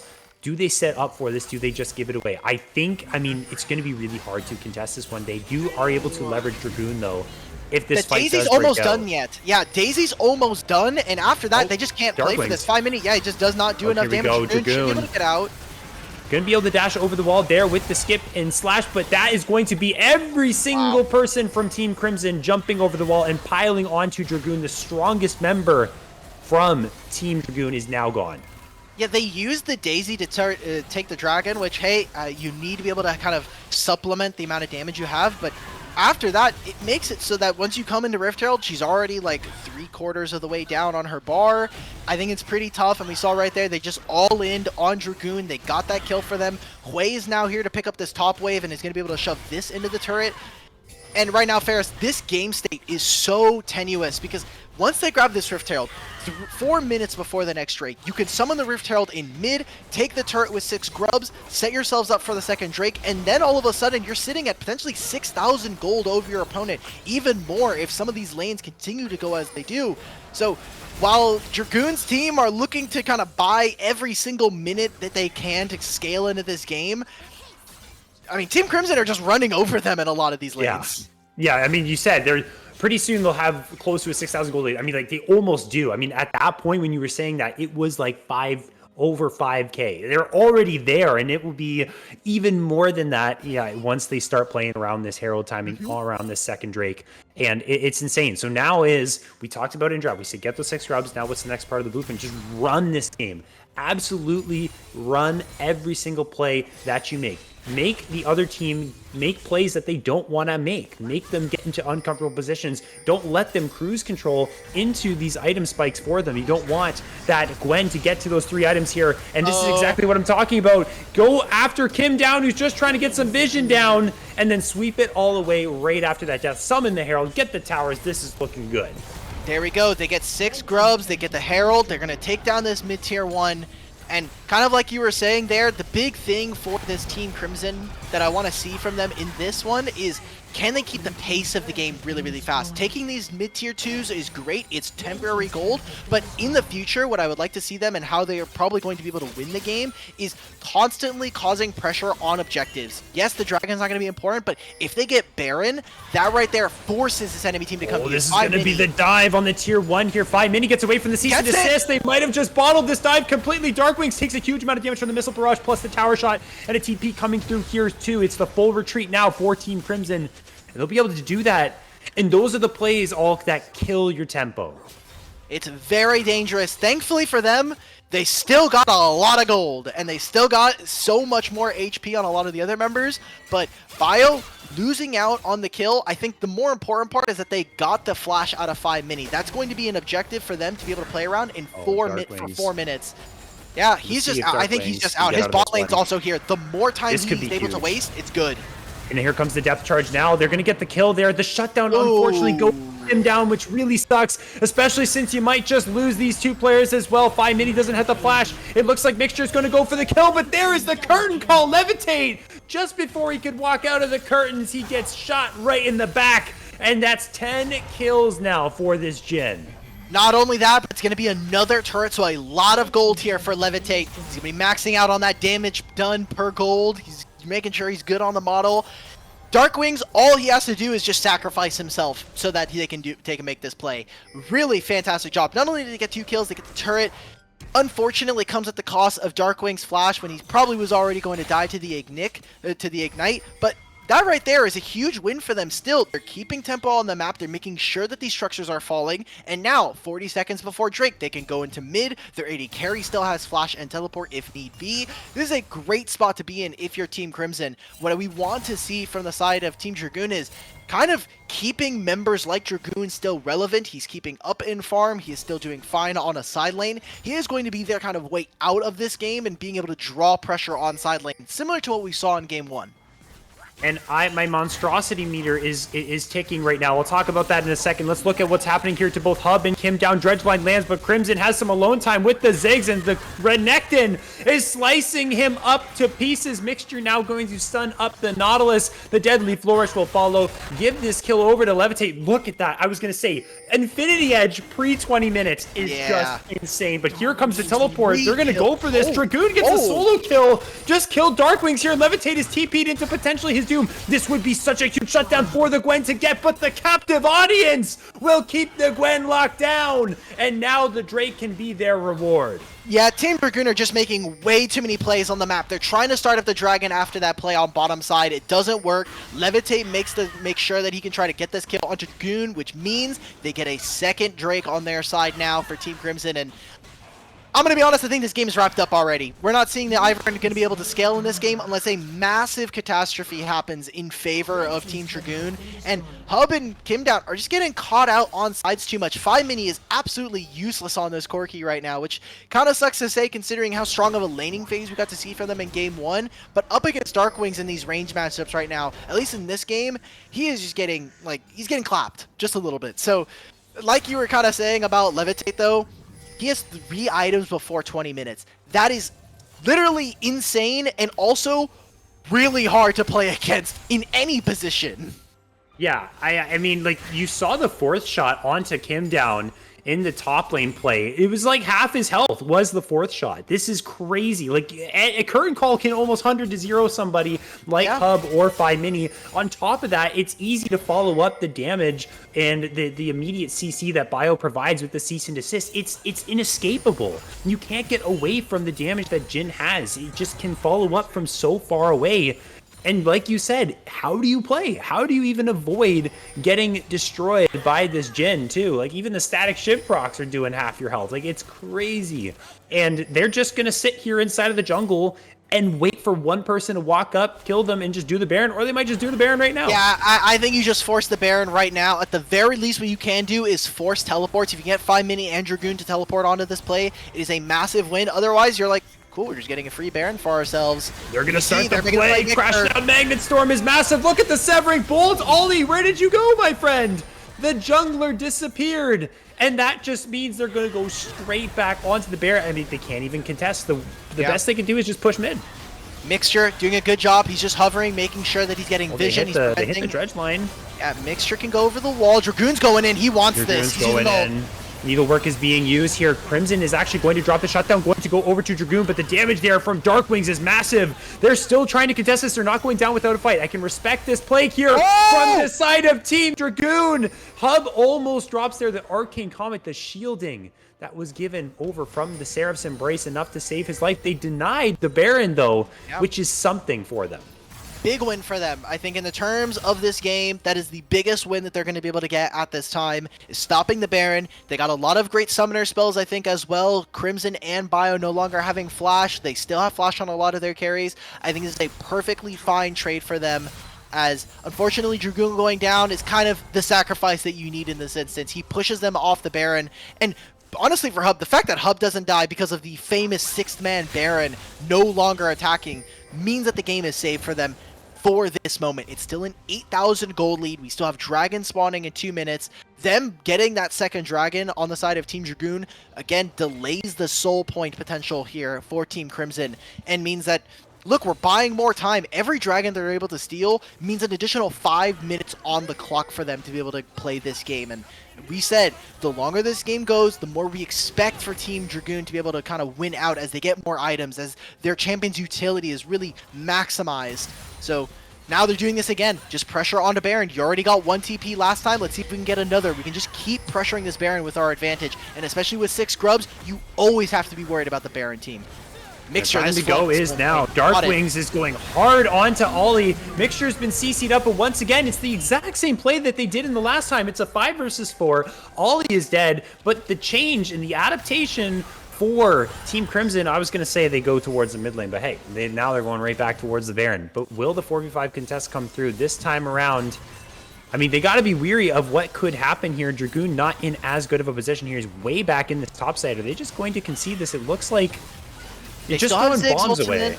Yeah, they still have Zig's ultimate. Corki is clearing this mid wave and is now finally making it over. I don't think they're going to be able to grab this, but at the very least, they can start to contest. Oh, that's a huge big Inferno Bomb, though. Into the pit they go, and it's going to be the successful smite here for Bio. They're just trying to get away from this one. The good fear there from Darkwings to bring him away. That bring Dragoon away. That is Levitate and Bio, though. That's the wrong way. You guys are being disconnected here from your team. The Deadly Flourish will hit. It does a ton of damage. This is a huge shutdown. That's one. But Darkwings will just sever him to pieces, and was going crazy with the cease and desist. He says your game will cease and desist because we are going to take it away from you. Ollie here to watch his whole team die. The Deadly Flourish, the shields aren't enough. Levitate is doing the most here, but Darkwings popped off in that fight as well.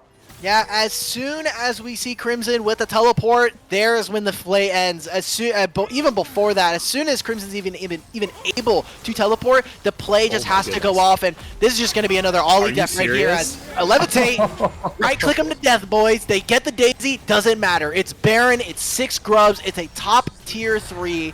And right now, we're just watching Team Crimson just roll over their opponents after what was a pretty dizzying game 1 where they're not really able to gain an advantage. Their bot lane's always off-tempo when it comes to their recalls. A great bounce-back game as we head into our 3rd game of the block.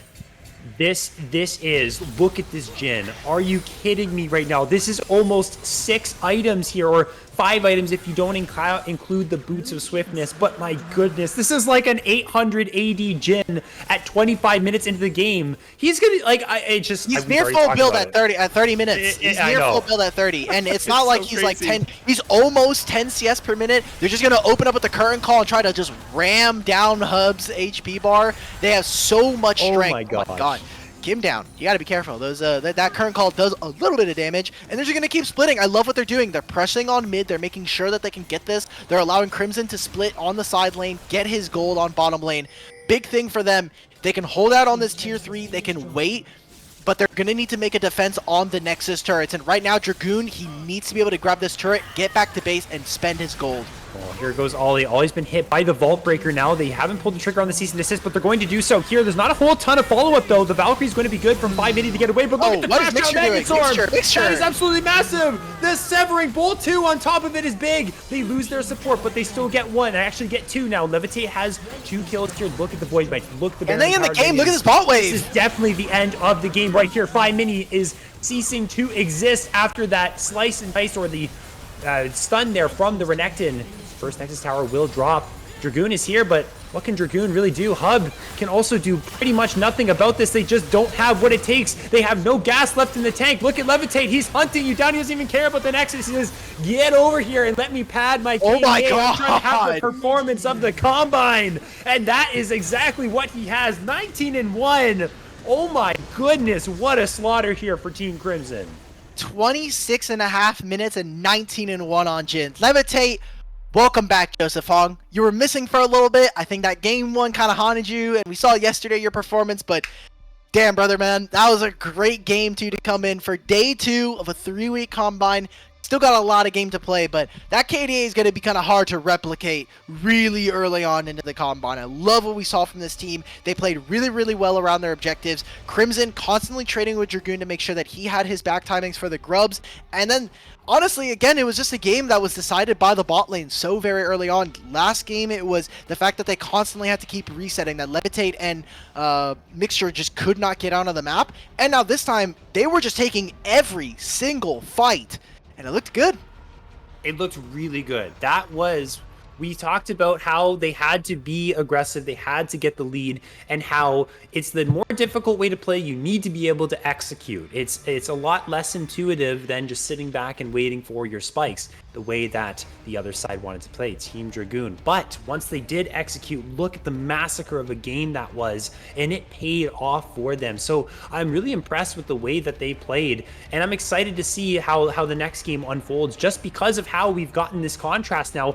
Both blocks of games today have been a 1-1 heading into that 3rd game, so we've gotten some very solid games. We haven't got any one-sided series. We had a 3-0 yesterday, but this one is shaping up to be really nice, and I'm really happy that Levitate, I mean, you already talked about it, but turned around the performance from the first game. Had a pretty rough time on the Ashe in game 1. This time, got the performance of the Combine for sure, and the rest of them played their part as well. So an absolute spanking here in game number 2. We will come back for the draft for game number 3 and elaborate a little bit more on the special stipulation that is included.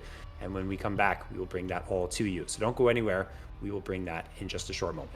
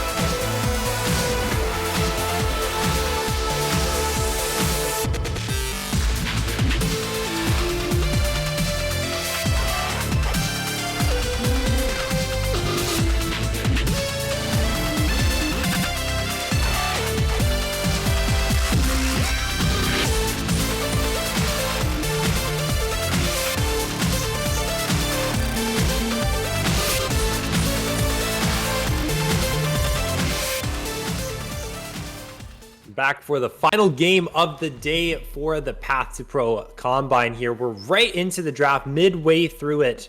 And let's talk immediately. Let's not waste any time. I'm still Ferris. That's still Alk. The stipulation of the match, which is the fact that players cannot use wards at all. No trinkets, no control wards. They have to play around 0 vision from those tools. And so you were talking to me a lot, Alk, about the things that you had cooking up in your brain about this matchup and what these players should be doing. Let's pick your brain. What are you thinking? When we talk about this, I kind of want to wait as we kind of flow through this draft, but when you have no vision in a game, it means that TP flanks aren't really a thing.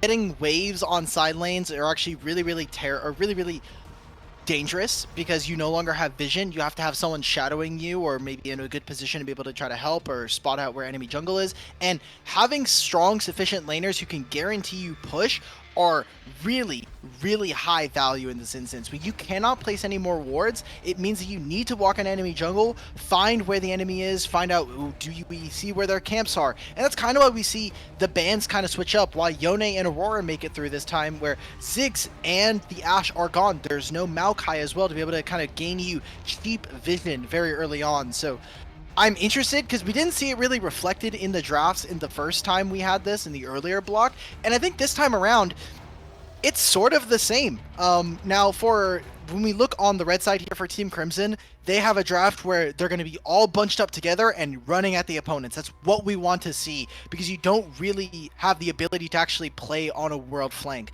or on a kind of vision flank. So in this instance, I do love to see more of these comps that are going to be balled up and kind of sending it at the opponent. And for Team Dragoon, I just don't really see that. I see a lot of strong individual laners. I see a Kai'Sa who can reposition in a fight, but I just don't know if this is going to work. And I also love the Aurora as a potential answer there. That weirding, that ultimate can be a very big game changer when it comes to, hey, if Kai'Sa tries to fly out, there's a huge wall there all of a sudden that she just can't interact with. And let's talk about the Xayah too. I mean, outside of the fact that, off the topic of the fact that there's no wards being placed in the game, all these low-range champions for Xayah to just pull her feathers back and root up the Feather Storm too gets great value to dodge away from abilities like Fate Sealed, Glacial Prison, and to even punish a Kai'Sa who wants to get right in your face as well. So I think that's another big asset to the Team Crimson side of things. And I mean, for the most part, I mean, there is a lot of the same things that these teams want to do in their composition. I mean, I still feel like you can still run Yone and Sejuani to run straight at someone's face. The Gwen might benefit a little bit more from a flank angle, but the Hollowed Mist can block away at some of the poke that comes her way. But this is kind of just looking to me like, outside of maybe the Hui, a brute force battle of just everyone is running at each other, and it's just going to be a whole slaughter, which, again, I'll circle back to the point I made about the Xayah, might just make her feathers just so valuable in these fights when everyone's clumped up and ready to just take down one target at a time together. Exactly. I do think that the Crimson team does have a little bit of a better kind of answer towards us playing without vision. And also, what I will say now is, when you have this Yone, you will be able to get pushed really easily. You have the Q3 that you can use to very easily push the wave. You can fight Aurora on the wave. And what I want to see is our mid laners really focus on making sure that they get vision on enemy Raptors. Enemy Raptors is already one of the most contested camps in the entire game just because of how easy it is to reach. Your mid laner can move over if you really need to, but that right there is going to be so important to tracking the junglers. And when you have a Skarner in a game, you can kind of cheat vision, you can jump around walls, but typically people aren't using Skarner E to kind of get around the map like you would with other champions that have mobility. So I want to see how these teams are able to track the enemy jungle. Are we going to be seeing, you know, AD carries left by themselves? Kai'Sa versus Xayah is not a fun matchup to get left alone in as AD carry. You can kind of respect each other, but if Kai'Sa's able to chip away at you, you're just gone. And again, the side lanes, if they are in a position where you have 4 or more grubs, now you always have to be looking to play on the side lanes. You always have to be able to teleport to a turret, to a minion wave, and that could change up a lot of how these teams want to be able to fight. So you need to make sure that you're pushing your waves first and then grouping for team fights. Otherwise, you can get in a position where you lose a team fight and now you have to be able to match on side lanes where you're just not winning, and it can get very ugly very fast with no vision. And we saw that in the previous match with how quickly the game ended. It was 25 minutes. and one team had pretty much every single inhibitor, the Baron. It was ending the game straight there. And I actually like the sort of the idea here with the top laners. I mean, it's the Olaf, it's the Gwen. You're going to be in a position more than likely where you're a little overextended in this game, whether you're the top laner or someone else that's in the side lane. And these champions actually like to fight with uneven numbers. So the Olaf, we've seen many instances of an Olaf winning a 1v2, making a 1v3 close. The same thing with a Gwen. So I think that can be huge here for both of these teams. So whichever one of the top laners is actually stronger, winning the side lane here could be a reason why they absorb pressure, similar to the way we saw Dragoon do it in game number 1. But this time it's like, it's hard to predict when they're coming for you, when they're not, if you just can't see where people are going. And if you can pull off that miracle play, and you talked about the cross maps with the grubs too, devastation, absolute devastation. I expect another chaotic game here, honestly, because it's tough to play without vision. We can see things happening as the casters and us We got as God viewers vision, as well, but right? yeah, but they don't have the God vision, no. Exactly.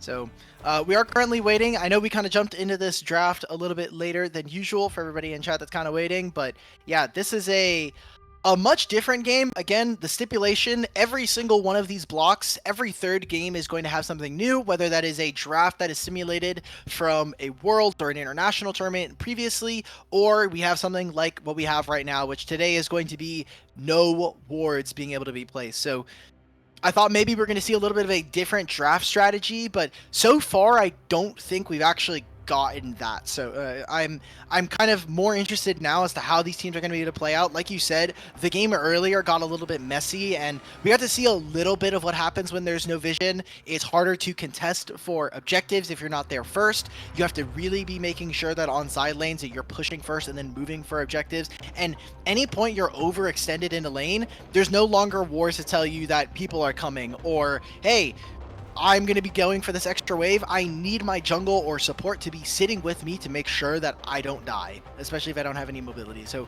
could be a big game changer, and I'm interested to see what we get from this game. I also did not realize this is Hui support, and Mixture is a Hui support player. Loves to actually play this pick. I didn't realize. I'm sitting here looking at this play. I'm like thinking mid lane, and I'm like, wait a second. There's an Aurora in this game. There's also an Olaf in this game. This is gonna be a Hui bot. So, wow. Okay. I mean, that's pretty interesting. That's pretty hype. I'm happy to see. I mean, you and I at the very beginning of this block of games talked about unique picks and things that players are comfortable with. We saw Bio with the Rengar in the first game. Now we're seeing the Hui come through here for Mixture. I mean, into the Rakan, I mean, there's so much threat available, but yes, the Hui can be engaged on very, very easily. Snap engage can be an easy target, but at the same time, the fears that you have, the slows, that you can bring people together, and spiraling despair in a clump is massive. What do you think? What do you think about the value of this Hui pick? I think it could be. I mean, it could be an easy pickings, but it also could just be insane value that you could get off of combos. Yeah, so they don't have traditional engage coming from support, so that right there might be a little bit more difficult. Hui is a champion that can very easily check for vision or check spots that are maybe not, just in fog of war. If you're checking a brush, you can just very easily as Hui move in and out of the brush. Hui has some nice base damages, but in support, you're typically limited on gold and experience. So this is going to be a situation where with the Xayah, I think the Xayah already was a takeaway to say, hey, look, if you're going to go ahead and take the Rakan, they took the Rakan away on blue side. The Hui is going to be a poke champion. He's going to be sitting there to try to kind of put out feelers and slowly whittle away. But I think ultimately he's kind of weak in this spot as he doesn't have a lot of options to be able to deal with engage. He has a single fear, which when there's a Yone, a Sejuani, even a Gwen who's running at you, kind of just doesn't matter. So I'm interested to see what we get. This is another champion that, like you're saying, Mixture, not only is he a Hui player, but he's also just someone who plays a bunch of different stuff. We've seen him play Xerath. He was a very big Blitzcrank adopter very early on when a lot of people weren't playing it, and we had a little bit of a more engage heavy, especially when we have Fearless and qualifiers. So I'm not surprised to see it. We said at the beginning of the day we were talking about this set that Mixture was going to be a player that I think had the most surprises, and we get Hui support in our last game of the day. That we do. So yeah, lots of things to look at for this game. The lights are turned off. We have the most powerful or the most hot commodity picks in terms of the bans all locked in, the Skarna, the Aurora, and the Yone. And so we are in the spectator delay, so we will just cut it to a break while we wait out that time. And then when we come back, we'll bring you the final game of the Combine day number 2. So don't go anywhere. Things will be back very shortly.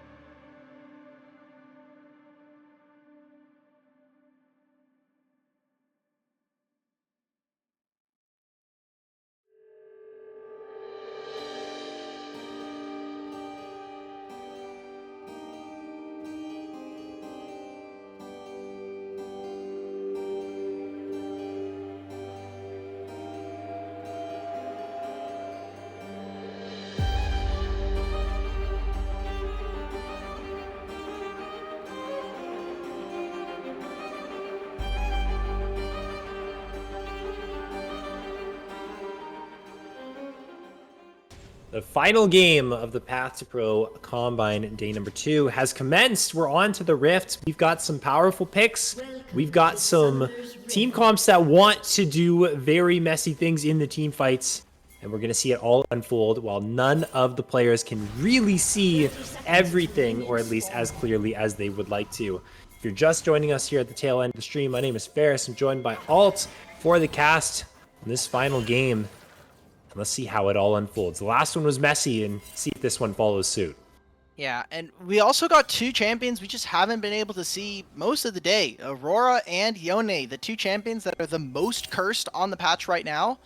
And what I'm looking for is kind of how they can actually operate when it comes to not only these team fights, but really Yone on the side lane is more important to me. A champion that has been so influential. He is so strong with just how resilient his build path is. His kit right now is just very strong as well. And we're playing a game where there are absolutely no wards allowed to be placed. So this could be a game where you get on the side lane, you get kind of into those 1v1s, and you are very, very comfortable. And tunnel visioning doesn't matter as much because, hey, you got no choice but to tunnel vision. You got nothing, no way to know what's coming at you if you go for these 1v1s. I'm specifically looking at this top lane, and let's take a look at how it starts off right away. That's Ignite burn. Crimson! Flash away from Crimson. Dragoon with the 4-stack snip. The Ghost is popped. This is crazy. Off the hop, we're just starting it off like this, but Dragoon holding his ground here, and Crimson not able to get the better of him. Yeah, I think Crimson just kind of like lost his sauce a little bit. Like, he's walking forward. Yes, this is a good matchup for Gwen just because she has the Ignite, which is a great way to kind of counteract the Olaf, especially since he wants to get lower and lower on his HP. But he missed out on the Axe. I think he threw it just a little too far. He flashes to try to pick it up. He misses. He has to walk back in.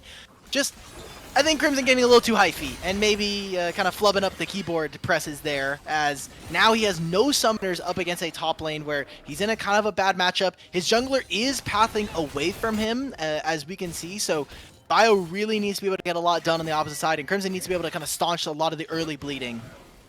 That he does. All he's going to be able to find Bio here is Dragoon. This might be stamping the early bleeding right here with the solo kill. The axe will connect. It's close. Wow. But Crimson gets it. Now let's look at the fights between the junglers. We're going every lane with this one. Ollie Blastcone gets to safety, but Bio has control of their entire top side now. It's a great job as well, because not only do you get that topside kill, but now Bio can just sit in the jungle with the red buff. Ollie's gonna get spotted on the wireframe here. Bio has to know that he's here. Doesn't. Oh my gosh! I can kill him. And Ollie, yeah, proxy aftershock, Arctic assaults. Bio waltzes away from that one. I actually didn't quite see who grabbed the wolves there on the smite. So Ollie picked up some of them. He got some of the wolves there, which does mean he gets level 3. Oh. I think he can win this. Dragoon's here as well.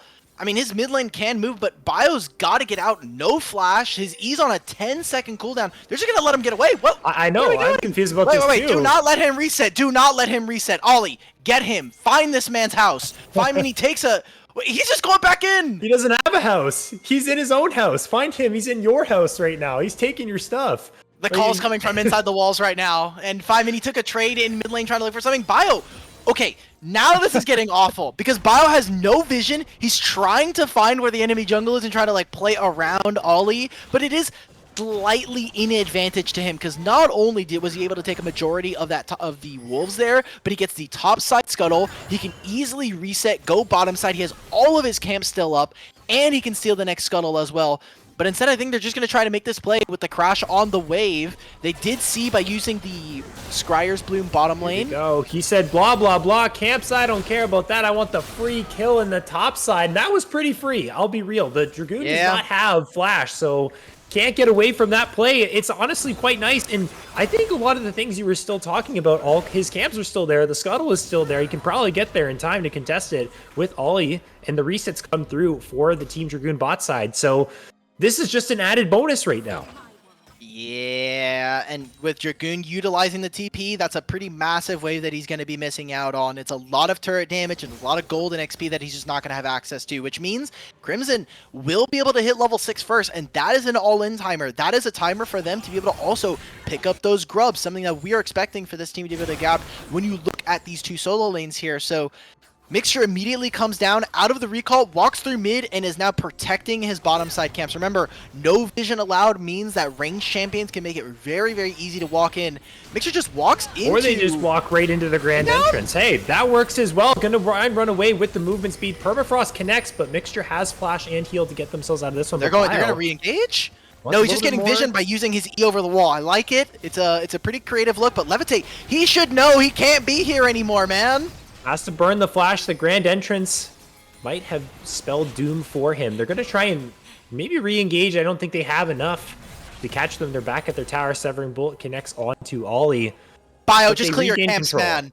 Just clear your camps, brother. Okay, so he's moving in. He's moving in. He knows he has an HP advantage versus Ollie. He's going to go for the 1v1, and this is going to be, I mean, Arctic Assault away. Bio is kind of going psychotic in this game. You keep telling him to get back here, but he's not going to do it. He just wants to keep going. Rock is going to connect. This should just be Ollie going down. No flash here. This should just be free. They're so close. How is Ollie still alive? The Rock doesn't connect. Levitate somehow gets the kill. I'm not sure how the stun onto Hub. Kim down is next. What in the hell is going on in this game? The aggression is completely unmatched.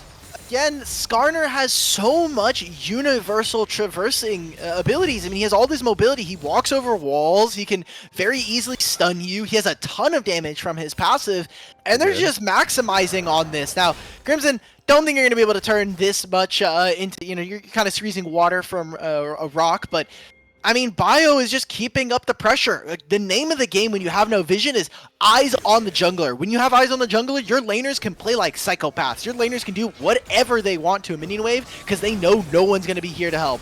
Here we go, on to Darklings. The grand entrance is good. And then the pop back here from the Soul Unbound, not enough from 5 Mini to deal enough damage. Bio doesn't have access to Impale. Mixtures here to cover the play. A good chunk onto Darkwings. They're pinging onto the Grubs right now. But it's control over the mid for the moment from the side of Team Dragoon. I don't think it matters for the moment. Onto the Grubs. Ollie is here, sweeping out. Careful. Yeah, Crimson is nowhere near this fight. Dragoon can very easily make his way over. And 5 Mini as well. Yone, Q3. Goes down.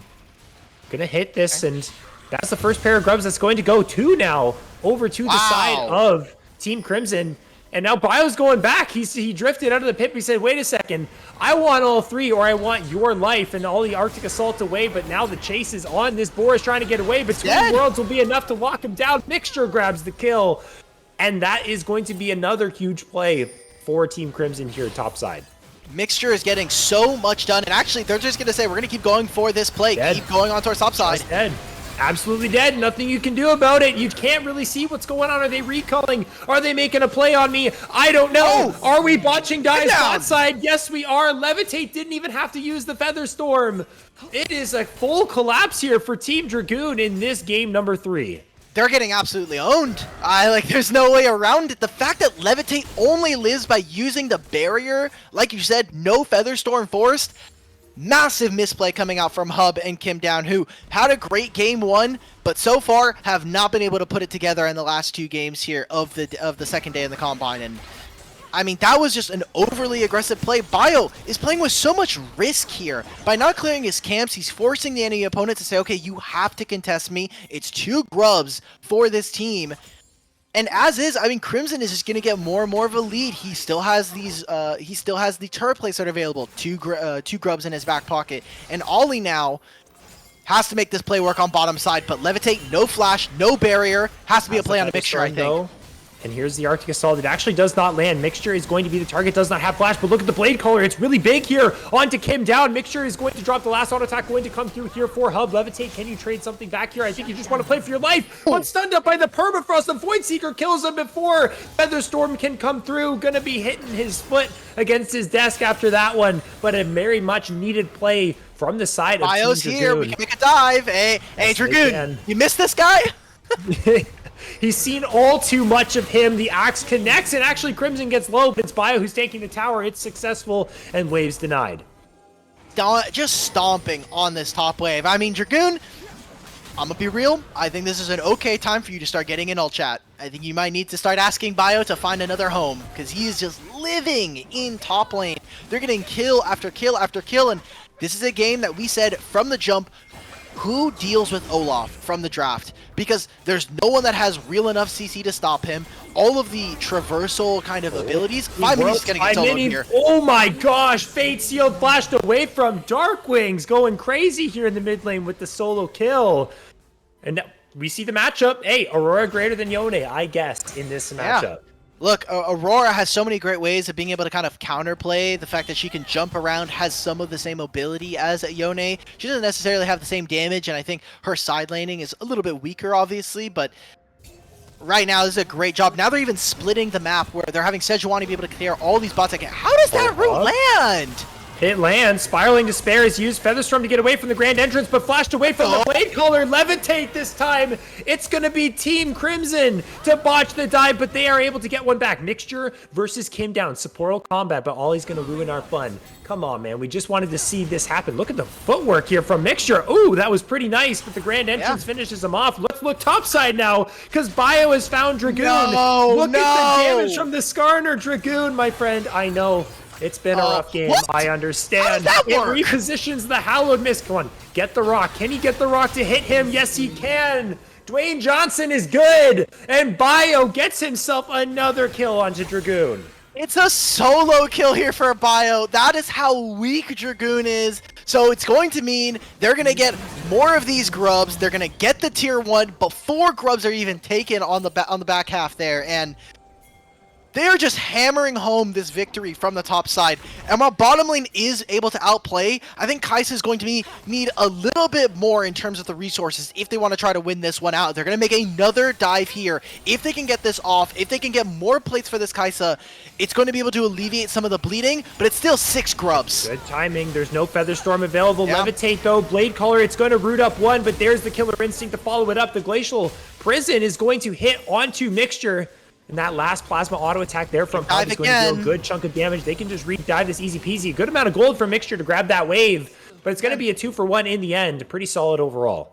Exactly. It's going to be those 2 kills onto this bottom lane. The Xayah and the Hui going down. They'll trade Kevin... I keep saying Kevin Durant because it's KD. Kim Down, I need to know. I'm going to ask Kim Down later if that's one of his favorite players. Because if not, I'm sure some of the people on the broadcast team might actually take problem with that. I don't actually care about basketball all that much in real life, so not that big of a deal for me. But 6 grubs now here as they make the play to 5 mini. Quickness just finally lands on the Darkwings, and here is Crimson now who's getting involved across the map. Oh my goodness, the Q3 gets over the wall. Does not land it. The rock doesn't land as well. Bio, come on, man. You're just going to miss out on that one. Looked good in the solo kill against Dragoon. Not going to find this one this time, but Bio's not done. Bio says, hey, I didn't get the kill onto the Yone here. I'm not stopping until I get something else. He's not leaving the jungle until he gets someone. And Darkwings has found 5 mini. Okay, he got he got Hub, so now he's good to leave now, and that's exactly what he's doing. I mean, the point of that play right there, as funny and wacky as it kind of looks, and we're kind of having fun with it, is just to make sure that Levitate gets gold, because Levitate has unfortunately been forced to kind of deal with a lot of ganks. They've obviously just got 2v2 killed in bottom lane. They need to make sure that their AD carry is at least staying even and relevant in the game. And so, again, with 5 grubs in their back pocket, with them making that play and forcing so many people in mid lane, it means that they're able to trade the tier 1 in bottom lane for the tier 1 in top lane. And a great job by them, as Ollie, I think a little bit too far up in this instance here. Yes, definitely. As Kim Down is hit with a Spiraling Despair, they're just going to switch targets onto Ollie. Doesn't have flash to get out if your Arctic Assault is already used. Can't get over the wall. Has to make the ring around the rosy here, but an excellent fear over the wall from Mixture is good. Give the kill over to Darkwings. That would be the most ideal case. Yeah. And they do. Killing spree. I wonder if they just go for the Baron. Or sorry, not the Baron, the Rift Herald here. They have 5 grubs. This game is going really fast. It feels like it's Baron. You have 22 kills at 14.5 minutes, but you have the Herald here with 5 grubs. You have 50 seconds before Drake. I mean, this game is going by so fast that I just don't know if Team Dragoon actually have time to kind of stand their ground and play the game. It's kind of just like getting hit with a flurry of punches back to back to back. Your head's just ringing. There's too much going on. You're just dizzy at this point. There's too many plays happening for you to calm down, take stake of the game, and actually plant your feet and be able to fight back.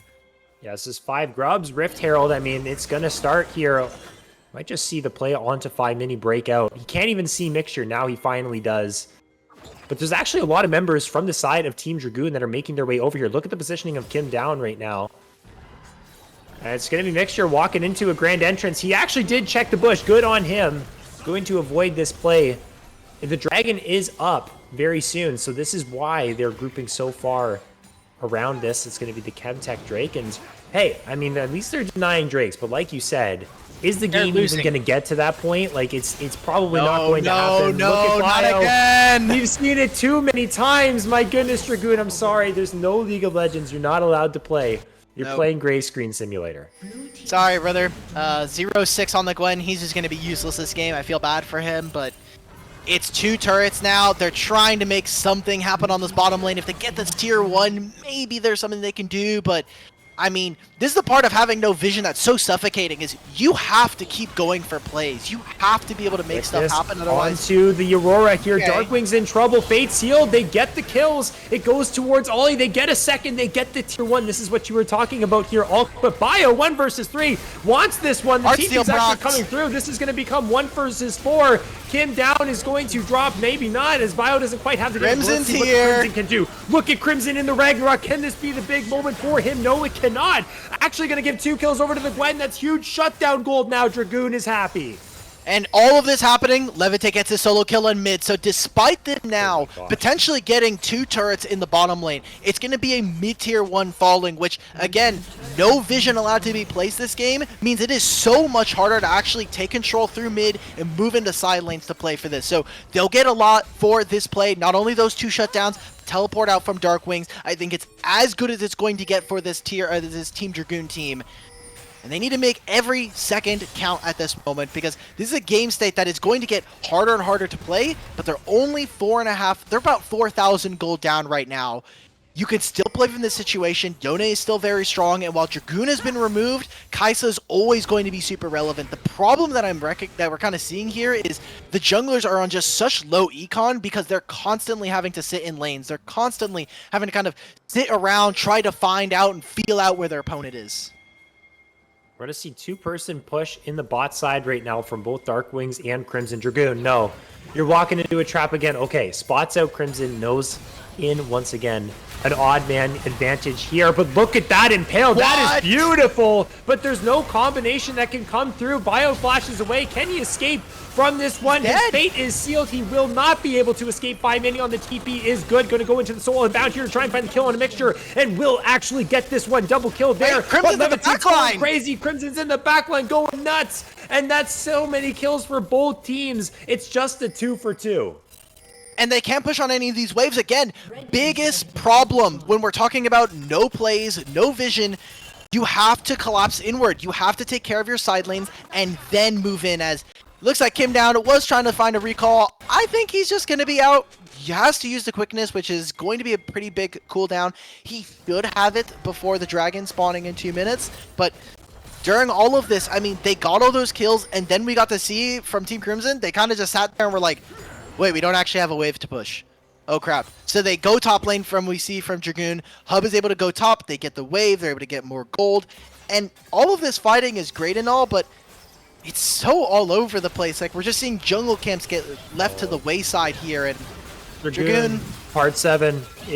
Oh, wait a second. Hold on. Maybe makes the hero comeback. Okay, maybe part 8 will be better for Dragoon. That's what we're anticipating is the next chapter in his story of getting attacked by way too many enemy members for him to handle, as the siege on the tier 2 tower now begins. This should just go down in their favor. Actually, there is a trade. It will be the tier 1 inside the mid lane here, and that gold is going to go over to Hub. Pay attention to Darkwings, though, and Hub's actually walking straight into him. Actually, probably doesn't know this. Yeah, can he get out? There we go. He's invisible. He's dead. Goodbye. Oh my. Well, he doesn't have Between Worlds yet. He's waiting for Between Worlds. His team's behind him, though. Now is going to use it, and he's gone. Well, hold on a second. Wait. Oh my gosh. What? Wow. Hub, the GOAT. Let's go, Hub. You're saying, hey, your game 1 was good. Your game 2 was a lot quieter, and this time around, he puts the hands on Darkwings. He said, look, you could do that to my mid laner. Not me, though. I'm a different beast. I'm a different guy right here. So they're going to use that Rift Tail that they got for themselves. 5 grubs plus the Herald turns into a second tier 2. Does he use it to escape as well? They can kill it. 500 HP. Here we go. The pin into the wall. That's going to be the support immediately gone here. Fate sealed to get out of the engage is 5 mini. And yeah, I mean, Bio, what? That's Baron. That's Aura right there. Just takes the Herald, knocks you up, pins you into the wall, takes Baron in your face. You can't see it either. You can't see him. Yeah, no Baron. They can't really TP for this. Dragoon could potentially TP to the top wave, but I mean, look at where Ollie is. He's towards the bottom side, which honestly, we need to see more members towards this dragon if they really want to try to contest for this, because right now, as is, I expect for some of the members to be able to look for recalls here, but if they don't immediately start this with Hextech, Drake, and the kind of the map that it opens up, this becomes so hard for you to actually contest on this dragon. You are 2 Drakes, and you get this 3rd one. You need to start the dragon, guys! Please! They took the Baron! They're gonna reset! You're never gonna get this dragon now! Unless Levitate walks straight into the Death Bolt here and gifts it over to them, but the Featherstorm, the Flash, the Between Worlds, it's the Meat Grinder here from Team Crimson. They get 2 kills. There's 1 traded back, though. It is going to be Levitate to drop, and they're going to take the Hextech Gates and get themselves on out of here. But like you said, the Drake, they didn't get it. Yeah, now they're going to be in a position where they're going to be kicking themselves saying, I wish we should have just started the Drake. We had so many people in position. We had Kai'Sa ready to go. We had our Yone ready to start fighting. Sejuani was alive, and now, yeah, hey, cool. You got him killed. You spend Levitate's Flash. Darkwings is gonna have Flash. Flashes away, but Hub flashes forward. Oh my goodness, now Mixture doesn't have the cooldowns. Look at the DPS that this Kai'Sa puts out. This could just be a triple kill because Bio's now in the middle of nowhere. Gets a nice impale, but is the damage follow-up going to be enough to take down Hub? It's not going to. Dragoon actually ends up getting the 3rd kill, so they get a nice pickup here off the back end of that Drake. What an absolute waste of this Baron here coming in from Team Crimson. With no vision, you would think, okay, we're going to be really focused on making sure that we can actually push our side lanes, making sure that we're pushing our waves, then we can collapse for Dragon. But it feels like a game of kind of hopscotch. One team is going to throw this thing. They're going to go and say, look, we're going to try and play for Levitate's Flash, which not going to be important. We don't have another objective for 4 minutes. Then the other team says, okay, look, we're going to overstay and try to really outplay this Kai'Sa. And they played with no vision, right? They said that Darkwings walks into a brush that he thinks is clear, and there's 2 people in there. We see Hub outplay them with the Kai'Sa, so we're kind of seeing some of the effects of no vision, and it just means that our players are kind of just going to keep walking into fog of war instead of playing the map and playing with their teammates. Just like Darkwings has walked into Ollie, or maybe Ollie has walked into Darkwings and Bio. Let's see the 2v2 happen. Going to be a 3 versus 2 once Mixture joins the party, but that's another kill in the mid lane. It's a kill onto their AD carry, so it's going to be Team Crimson fighting without their Xayah in this exchange, but Ollie is very low. Darkwings fortunately escaped with some HP. Bio wants to continue to chase here. Hub is not really long for this world. Crimson has more than enough to take him down. The rock will connect, the axe will follow, and that will be the kill to come through. All the meanwhile, tier 2 secured from Dragoon, so working those side lanes like you wanted to see from these players. This is a really good spot, I think, from Dragoon. This game should have been over, but they've maintained, you know, the same amount of lead that was there before. We said a few minutes ago that it was a 4,000 gold lead for Team Crimson. Right now, it's the same. And the most worrisome part for me is we're seeing Hub time and time again. He's on 3 items on this Kai'Sa. He's going to get scarier and scarier, and he's going to have more and more tools to kind of deal with some of these frontline members. Crimson needs to keep accentuating that lane. We didn't see them do anything meaningful with the Baron in their back pocket. The biggest thing that they've done in the 5 minutes that they've had, or the 3 minutes that they had the Baron, was actually stop the soul stacking. But they're just running in Meat Grinder, dying over and over again. Yeah, Kim Down says it right on cue. Kim Down runs into 2 people, but the Rakan is able to get out with the Battle Dance. Gonna use that second charge. Who gets the red buff? It looks like, well, I actually can't really see. Ollie got it. Ollie got it. Ollie got the red buff. Okay, so global red buffs here for this fight, but Dragoon in a bit of a pickle right now. There's a huge he got impale. Actually grabbed someone over the wall. It was Hub. That's the play of the game right there for Bio. And this could just mean that the base is cracked open from the side of Team Crimson, which is huge. And Kim Down just being annoying here with the quickness, taking away the wave. Yeah, actually they can't get the wave. It doesn't even, yeah, like they pulled the wave so far up. Yone gets a top tier 2 here during all of this. And again, there's no Baron. He's going to be able to recall. The biggest objective now for the side of Team Crimson is, can they get this inhibitor turret? It's going to be Yone by himself. They also do have the ability to drag over other members. Flymanny's not even going for it. Flymanny wants the 1 versus 1. Levitate into the Featherstorm he goes. This is a very fed Xayah. You cannot underestimate this. Infinity Edge, Essence Reaver, Flicker Blade as well. Gonna dodge away from one ability, but can't dodge away from the Fate Sealed. Flymanny grabs the kill there as towers are dropping, and now it's Team Crimson retreating. Why did Levitate do that? We have no sums. We just used our ultimate to throw feathers into Narnia. We have no barrier, which again we just used in this fight, and we're playing against Yone. He has no E. The Blade Caller is down. Navori Flicker Blades is nice, but it only reduces the current cooldown, doesn't do total cooldown. So he just doesn't have the E time ready to go. That's a big mistake coming out from Levitate. It's gold being given over to Flymanny. It's more pressure on the side lane as he gets to take another wave while the rest of the team has to reset and recall. And now they're in a situation where they have to push out all these waves. They have pressure in mid. And while Dragoon is getting all this gold, he'll have teleport. He's going to be getting super minions as well in terms of gold and XP. We're going into the 4th Drake of the game. And they don't even have their AD carry. They have Hextech Soul Map to try to kind of get back into position. This should be their dragon to start. Bio is already so chunked here to start this off. It's a great chunk from Flymanny, and they should turn right towards this Drake. They're in the exact same spot they were all before the previous Drake, just sitting in this brush, waiting for someone to walk up. But this time, the Drake isn't alive yet, so it's justified that they're waiting for something to happen here. And a good chunk onto Bio means Bio's actually pathing towards the top side. Could they try a Baron play here? I mean, again, no vision. I don't know where Bio's going right now. I guess they don't want the contest. I think Skarner just didn't want to drop into bottom side river and just have 4 people waiting for him in blue bush the blue brush. Again, you were saying that this Xayah does have a lot of gold. Looks like they're just going to try and spike the Baron right now. See if they can try to call teleport. The only vision they have is the scuttle. It's 9,000 with a fed Xayah. Yep, and here it goes. I mean, this Baron will drop. It should be the Baron for Team Crimson. There it is, and they just want to get out of here. Mixture is a little bit disconnected teleport from everyone else. Wings. They're going to cut through mid. They're just going to say, hey, screw it. We got the teleport. They don't know if they got the teleport from Dark Wings, but they're going to just cross through mid. This is a really long way for them to deal with. Oh, Dragoon's using the ultimate. Dragoon thinks he's found the ADC by himself. No, Dragoon, part 8, it begins. No!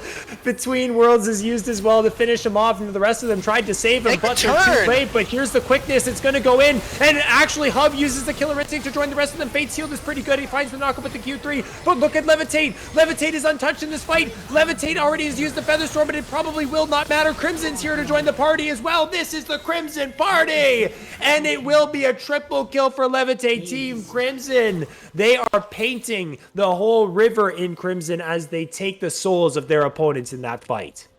15 seconds before Dragoon is up. They're going to use this Baron to push on top wave.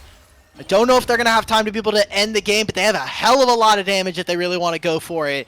This is a great fight coming out from Levitate. Crimson utilizing more of that lead that he had for himself. They have 5 grubs. This is the team that has 5 grubs. You have a bottom wave as well. Can they play to end? It'd be really tough. It's only Rakan and a Gwen. It would be very this game for them to go for an end, if that even makes any sense at all. I don't even know what I'm saying at this point, but it's the end of the game. What I was trying to say was, if they're going to go for the risky play, this would be the game for them to do it, and they do it. They end the game. We had 58 kills in 28 minutes, and oh my gosh, that just, it really shows you how a game can change, even when you have some of the best players in North America in the amateur scene. How crazy messy these games get when that vision is just denied from them. Yeah, I think this probably should have been a game that we had coaches in the call. This is probably a game where we should have coaches kind of giving out some comms, maybe saying, hey guys, why are we face checking without numbers? We get to see, I think more importantly, how important vision is. It's a part of the game that doesn't get talked about. Like, we kind of talk about it in more of a passive way, like, hey, they're getting vision, they're placing it before the objective, maybe they have a TP flank. But I think right there, every player that got to play in this kind of stipulation game gets to realize how chaotic the game can be, and I hope that the kind of takeaway for a lot of these players is they get to learn how important it is to walk with other members and being able to track where the enemy junglers, because that game got very messy, but that was because the junglers decided to live in each other's faces, not because of the game state of what they like could achieve. It was crazy. Now, Shibby and I talked about this. This will be our closing point here as the final game has concluded. How much do you think, like, do you think the players through that game learned a lot? Or do you think it's going to take more refinement from the coaches to actually show them what they did wrong? Or, like, do you think this game was just chaos and they didn't really learn a whole lot here? Or do you think there was a ton for them to learn here? It just has to come later in the VOD review. I want to believe that these guys got to more so play a game that is probably never going to be replicable in a professional game, like a stage game that they're going to be playing. The value of a game like this is going to come from review. It is going to mostly inherently just be, hey, I felt like we could walk here. Why couldn't I walk here? Is it because we didn't play on this top wave? Is it because my AD carry didn't have a timer for us to move? And this is gonna, I think, come down a lot, specifically to this game, on the two junglers, specifically Bio, because Bio was being a very big driver as to what they wanted to do, and put them in a position where, yes, he generated some early leads, but he also jeopardized the game for like 5 to 10 minutes there. So I want to see, I think it is more important to kind of talk to players afterwards and see what they got from review and kind of seeing this, because this is not a game that you could be like, oh yeah, like this will be really useful in my game 4 when I play an important series for qualifiers or NACL. It's going to be, hey, this is how important we need to play around vision and how creative some of our junglers can be. I think that's why I loved what we saw for Bio, is the junglers being very creative, not only in their pathing, but how they play around vision was very good. It just ended up being a very chaotic game. That it did, and that will be the game that we close on. A game with a bang. I mean, that's how you want it, really. I mean, it was pretty fun to watch, and yeah, we saw some great League of Legends action today, but that is going to come to a close. We had 6 whole games. We saw a lot of players play today, and they are going to be playing again. I mean, we got lots more to go. This Combine is weeks long, so stay tuned for more in the future. But for today, we are going to close out. Thank you to Wookie on production for this stream. That was all. I am Ferris. Thank you everyone so much for watching, especially if you stuck it through for all 6 games. You are a true legend, and we will see you all in the next stream. Thank you everyone. Have a fantastic night.